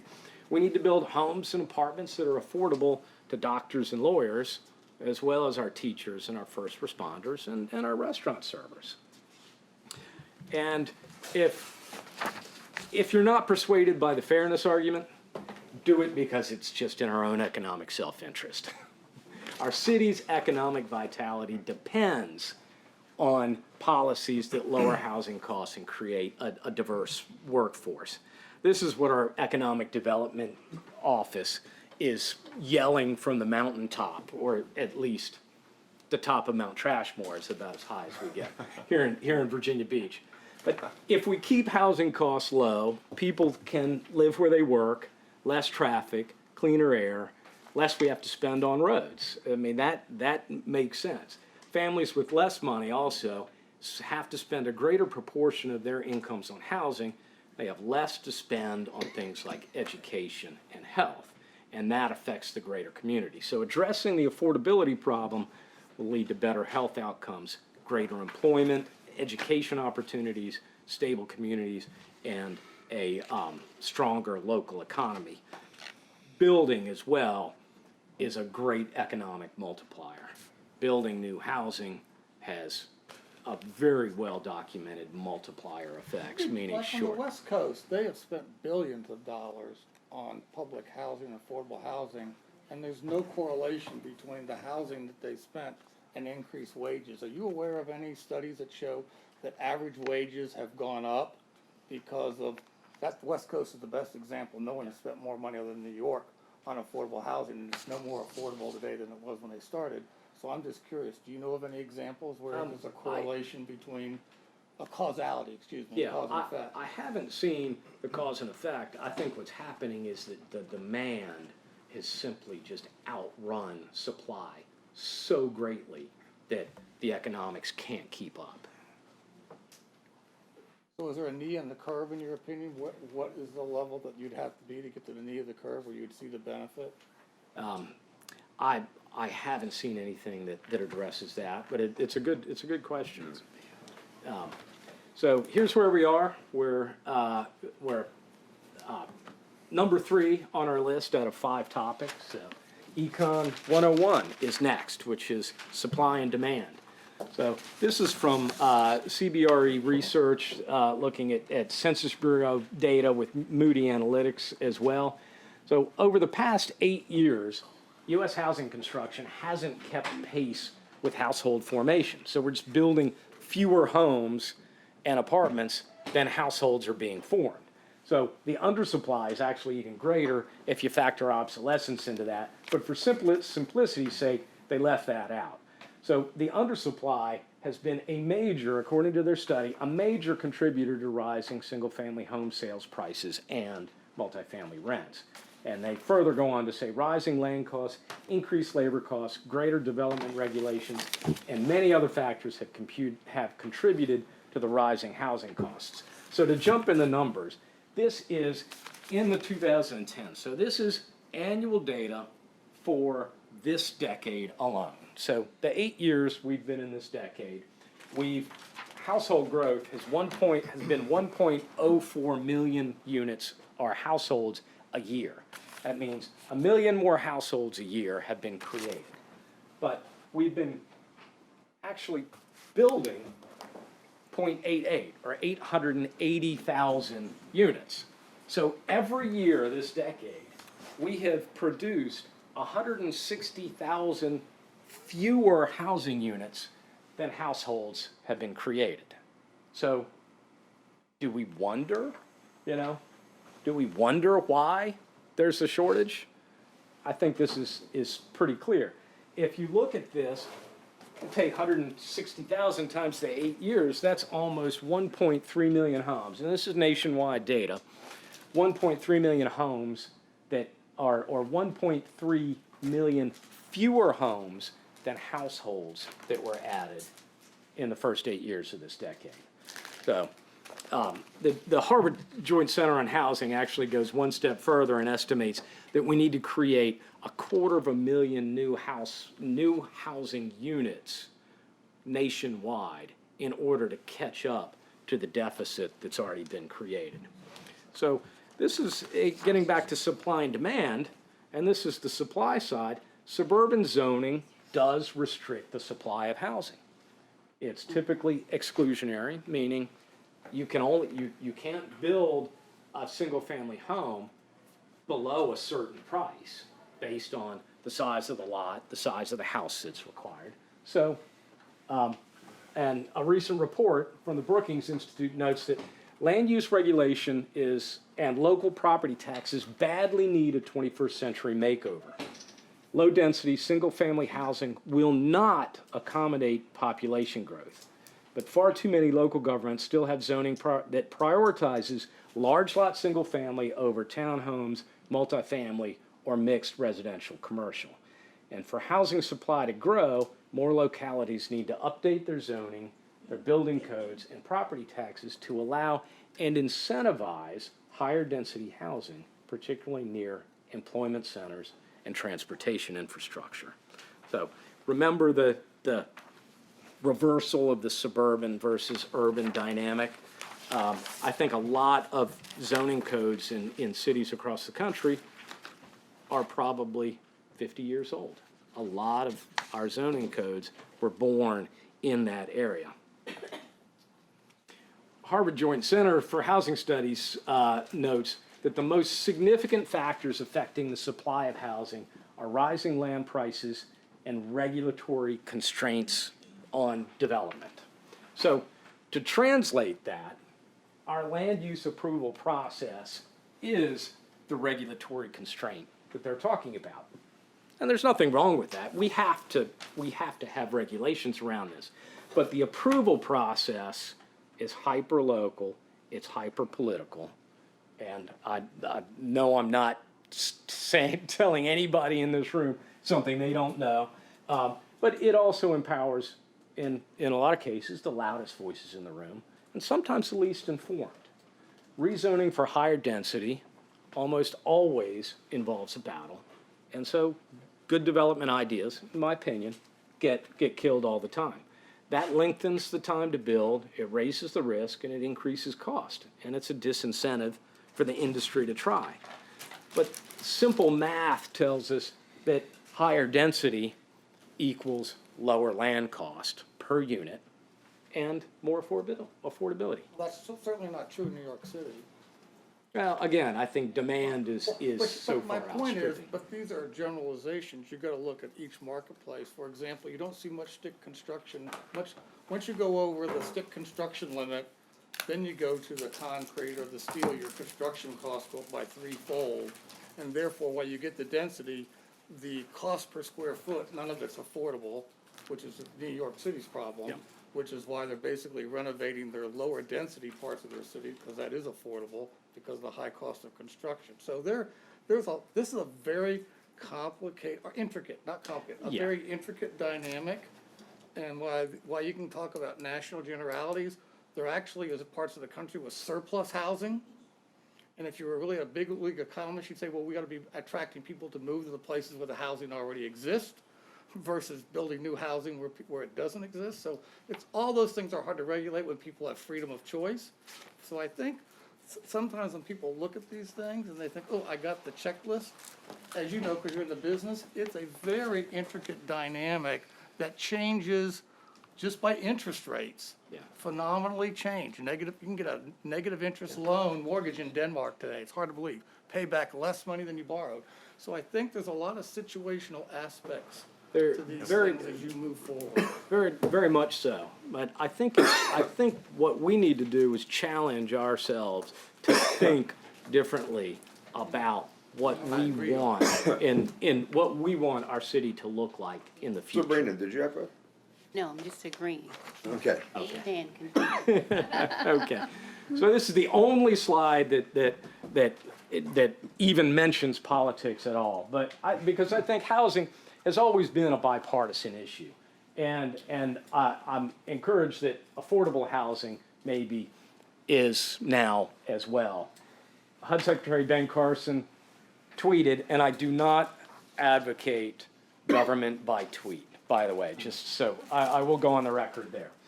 But so HUD is officially advocating that we must look to increase the supply of affordable housing by reducing zoning regulations. So that's the last even hint of anything political. So the takeaways here is that our land use policies do limit the supply of housing. And supply, when there's demand, makes prices go up. So we need to find ways for the community to build more housing, more market rate and more affordable. I have a question about the Yeah, supply. sure. What, so in the reading I've done about affordable housing, a lot of economists advocate for accessory dwellings being built Yeah. on the properties, especially as it seems that young families are starting to live with their parents and grandparents and kind of getting back to that many people in one household kind of lifestyle. What is, I mean, in your experience, what's the data showing in terms of do allowing accessory dwellings or, that mother-in-law suite type construction, is that beneficial to the suburban areas where maybe somebody's not willing to give up their yard and their neighborhood, if you will, but we need to start moving towards, I guess, what's the feasibility of that in terms of the regulating component? I think, I haven't seen any data on it because I think it's a trend that's new enough that we don't have enough examples across the country to really hang our hat on. But I know some cities have gone there and have seen good results. One of the things I know you may have read, the city of Minneapolis actually got rid of single-family zoning. Incredible, yes. Which is an amazing response. I was in Northern Virginia about 6 months ago, and one of the women who was at the core of that effort gave a talk about it. What she actually said was it was the success and the comfort of the community when they passed their ADU, their accessory dwelling unit laws. That had, I think it was 4 years earlier perhaps, that I think the opponents of that said, well, the sky is going to fall if we do this. And the sky didn't fall. And a lot of multi-generational families were kept together. And I think there was a positive outcome in the community from that. She said that helped pave the way for their repeal of single-family zoning. And specifically what they did is they said every single-family lot in the city of Minneapolis can now be subdivided into 3. That's a huge, huge, And you should read their Yeah. newspaper. yeah. It was not fired over it was contentious, obviously, but it passed and they are implementing it as we speak, which is interesting. So, You had any elections since then? yeah. So, all right, we are 3 down and 2 to go. So, this is a fairly long presentation. So I hope it feels like Thursday and not Tuesday. Now that we're past the hump. So, one of the common misconceptions is that builders don't want to build affordable housing, and that's not the case. Builders do want to build more housing that's affordable. The numbers just don't work. The pyramid theory, as I call it, is alive and well. At the top of the pyramid, where there are $1 million homes, there are very few customers. At the base of the pyramid, if we could figure out how to build $150,000 homes, there are a lot of customers there. Builders would love to meet that market if they could. And there are lots of reasons why. On the supply side, land has gone up, construction costs have gone up, both labor and materials. We're having a very significant labor shortage in the industry, as I'm sure everyone has read. More development in construction regulations. Regulations are, of course, necessary. I would never advocate against not having building codes, but there has to be a balance against cost in the regulation of housing. National Association of Home Builders did a big study and found that 24% of the cost of a single-family home was attributable to regulations. And for multifamily, that was 32%. So if we can do anything locally or nationally to reduce that cost, it would certainly help close the gap. And on the demand side, as I showed you previously, incomes simply haven't kept pace with the cost of housing. Unfortunately, there aren't a lot of tools, speaking to what John was talking about, there are not a lot of tools that we can use to build affordable housing. Since the Tax Reform Act of 1986, the low-income housing tax credit is basically the only funding source to build affordable housing. Many people don't know what happened back in 1986, but the HUD new construction, the Section 8 new construction program was shut down in favor of the tax credit program. So that is really our bread and butter, but that's an extremely scarce resource that we have to scratch, claw, and bite for to try to bring here home to Virginia Beach. We do have some home and community development block grant funds, but those are limited, and they also come with a caveat for us as builders, is that it triggers Davis-Bacon wages, and that increases our cost to build, unfortunately. VHDA, we are very fortunate in Virginia to have a very savvy housing finance agency, and VHDA does great mortgage financing and does bring some below-market financing to some of our to all affordable markets.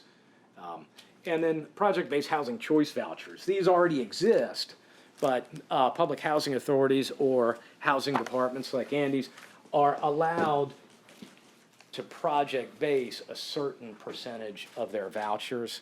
And if we do that in a very limited way, we get more points in the beauty contest at VHDA, and we're able to win the tax credits and bring them here locally. That's, and Andy and his department has been fantastic to work with over the years.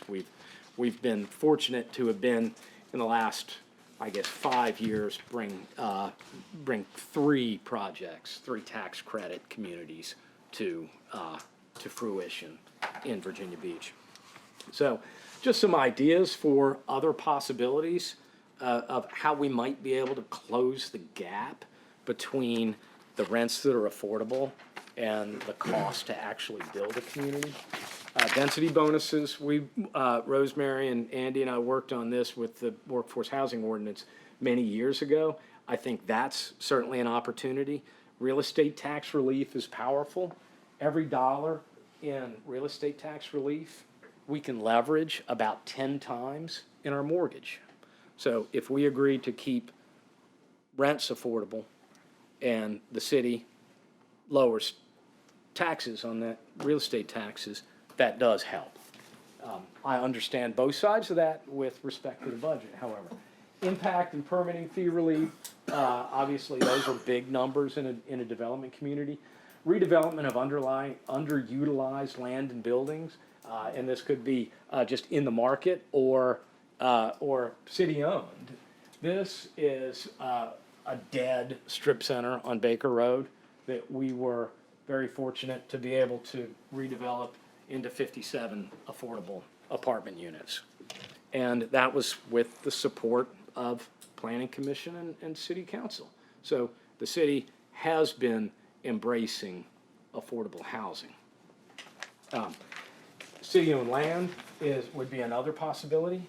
Public-private ventures, of course, would be another possibility, and that could include infrastructure help if a site has large infrastructure costs, then that would be another way to try to address that. I don't have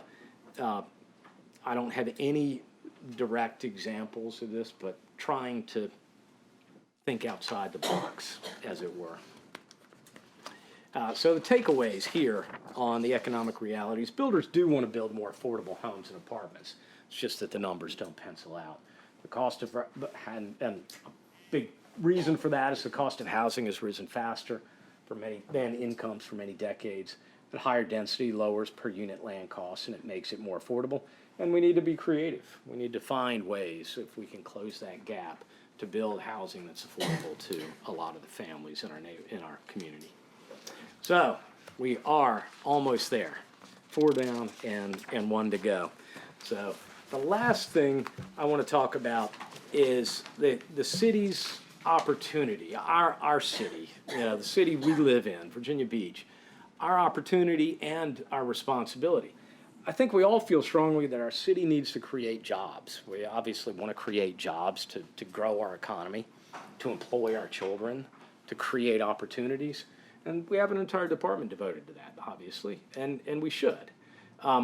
Housing is simply where those jobs go to sleep at night. And we've taken some great steps in the right direction. The SGAs, I think, are something that we can expand upon. I think they've been very successful in areas, and we should double down. Form-based zoning in the resort area, I think, is really, really starting to bear fruit. And I think zoning support, the City Council and Planning Commission have supported a number of great new affordable housing communities. So kudos. Are we as committed to building new housing as we are to adding jobs? I think that's a question for us to ponder. I think we should be. And so if we think of that as a quid pro quo, I think that's a reasonable way to approach the problem. So the opportunity for a city is to proactively create places that will attract people and investment. Why? Because it makes sense. It'll grow our economy and it pays taxes. The Arlington example, that's a great example. And zoning is the city's primary tool to do this. And also, I think it's the city's responsibility to allow enough housing to be built to avoid a shortage. Shortages just raise prices, and high prices create a host of other problems for our citizens. And it's the responsibility of all of us, not just the people who are renting a new home, renting a new apartment, or buying a new home. I think it's all of our responsibility.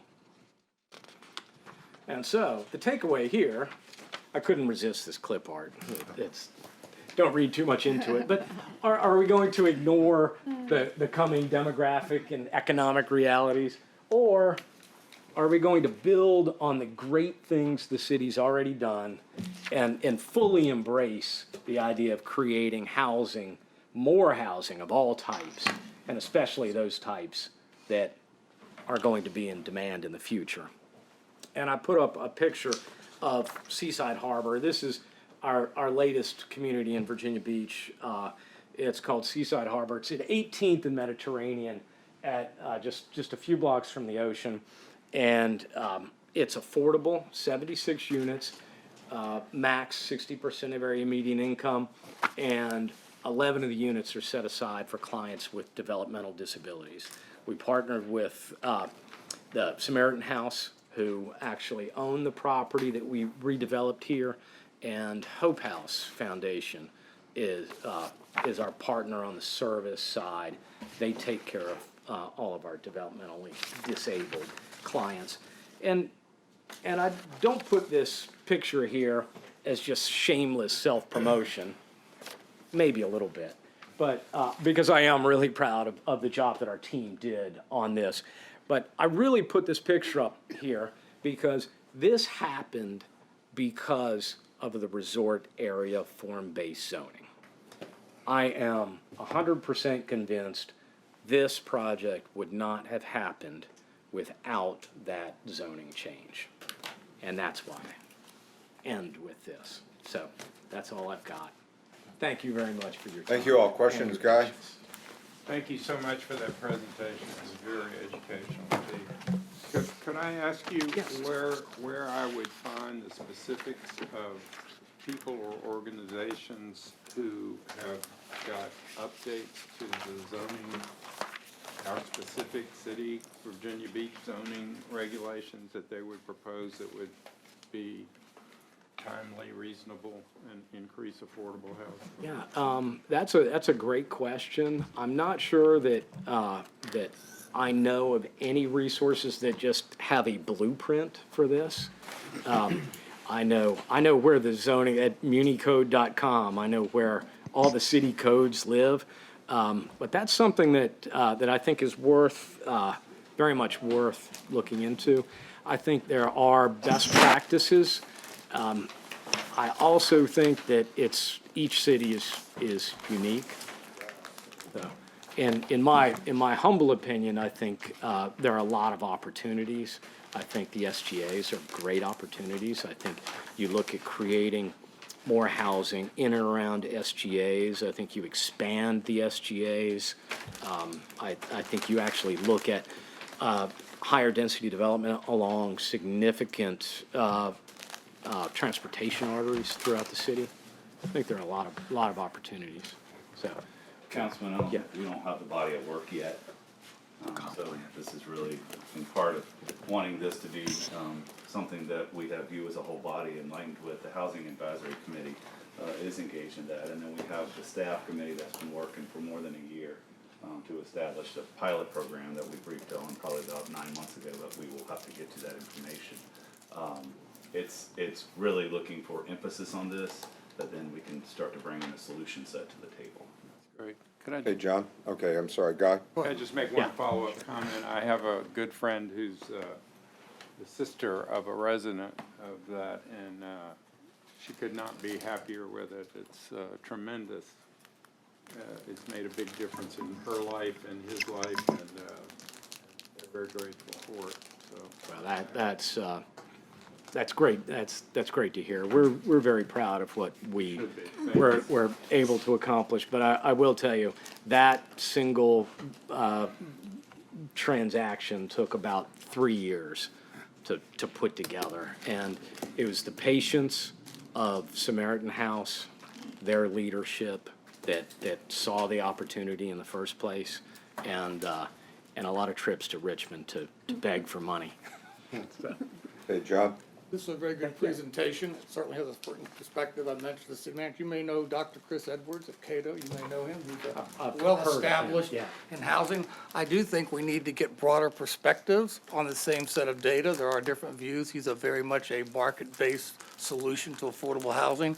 There's several other people out there in that marketplace that talk about different views, that have a different land planner perspective about how to solve these problems and what the data set means. So before we go up, we ought to hear from a diversity of opinions, I believe, because there are a lot of opinions on this subject.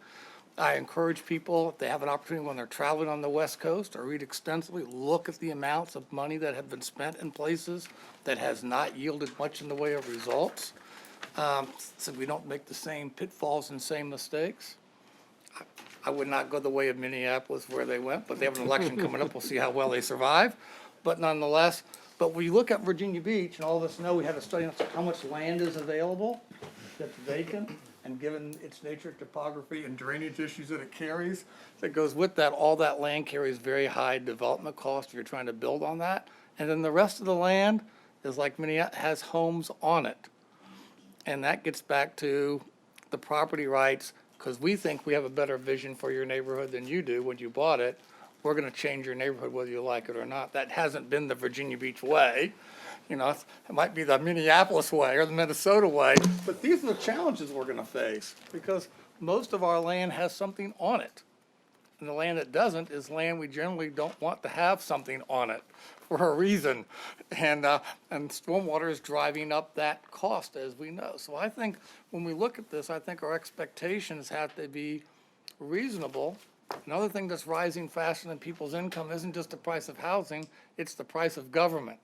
So, and I know that was mentioned there, so we are part of the cost pressure problem ourselves collectively in terms of our appetite for public desire. So I think this is, do we need more housing? But the best solution to housing problems, and we all know what that is, higher labor productivity, higher wages, because you can't ever outrun rising costs if you're lagging 6% on wage. You can't close the gap, and you can never find the knee in the curve, and then affordable housing becomes a lottery that you win or you don't, and that is basically the national experience today.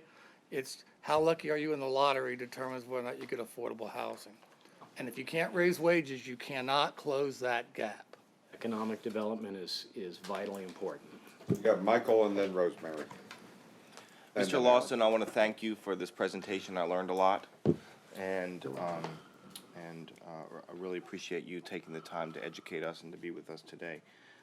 I was struck by the comparison between some of the tools that you use to build affordable housing that relate to the government and to tax credits and to, in some cases, the public support for what's termed to be affordable housing, and also what can be some of the policy-based solutions to the challenge. I think sometimes when people consider the term affordable housing, many in the public imagine that it's public support for public housing or public subsidization to make housing more affordable. But in fact, I concur with Councilman Moss's point of view that we could be in search for market-based solutions to the public policy challenge that we face. I think it's incumbent upon us as a council to have those difficult discussions.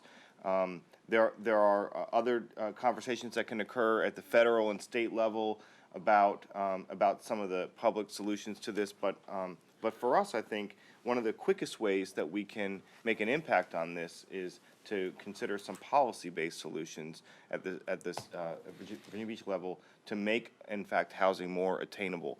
And I think that it's very important that we do have those discussions, and I would be very interested in any recommendations that planning or staff could provide us in where we could implement policy-based solutions to support market solutions to attainable housing in our city. I think that's a good first step before we start looking at some of the other solutions.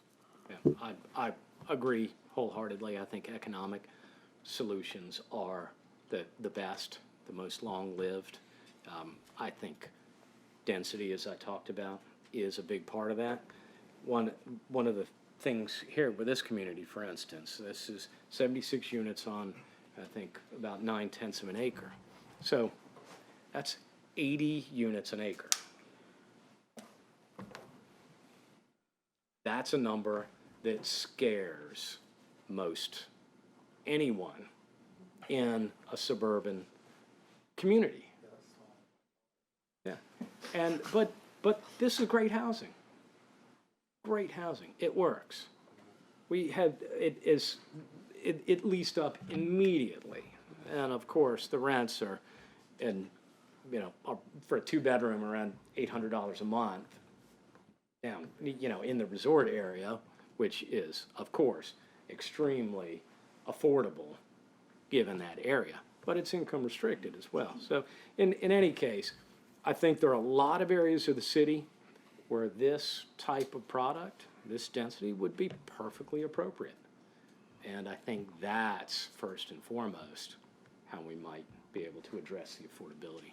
Okay, Rosemary, then Aaron. Well, I hope all of y'all agree how informative this has been. That's why when Sabrina and I saw it at the Housing Advisory Board, how impressed we were. Steve has put so much into just thinking about what the future, and things are changing, and how we're going to have to be looking at that. And there's a lot of areas, like we talk about the group 2040. These may be some things that group may want to be thinking about. The Housing Advisory Board is working on some solutions, and we're looking at that.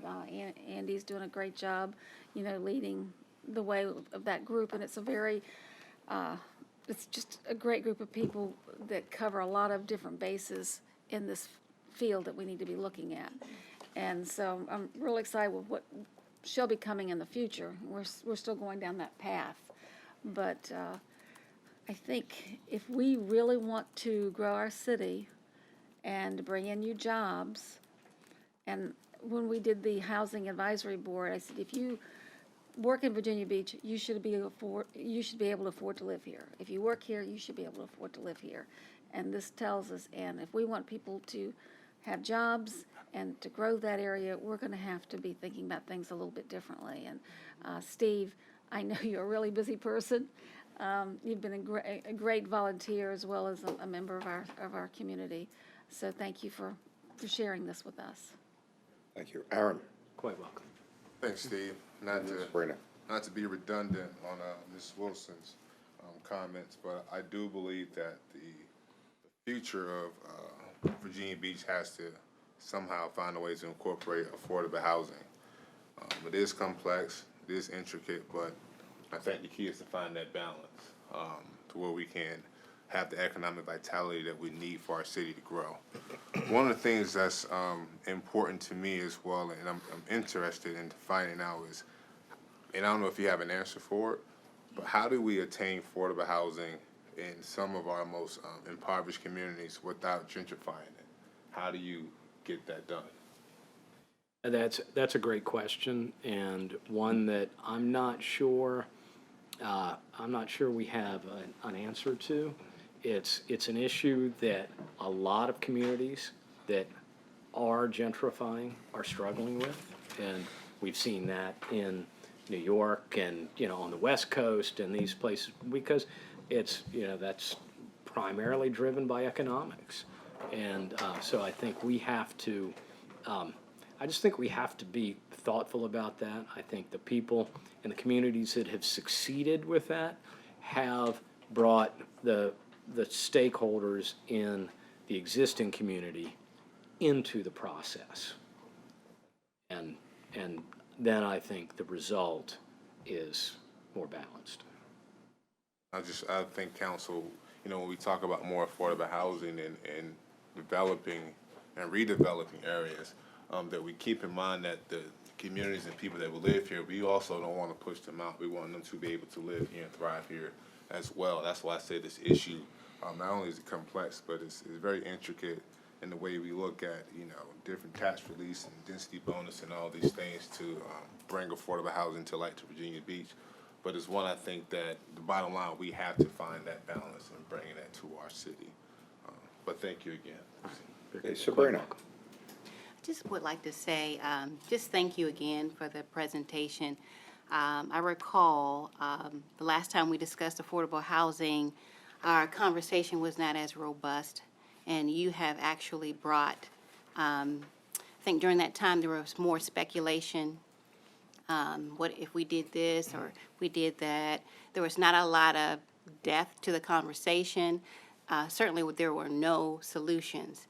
And so I believe that your presentation brings some solution, strategy to the table is definitely what we need. Because I think in the past, we've done some speculation and there's been some apprehension. And I think we have to at some point move past that. And that entails looking at solutions, looking at, also getting varying opinions from others. But no matter what we do, we have to take action because we don't want to be a growing city that's actually seeing before us the future's changing. We have the evidence, we have the data, we know that it's coming.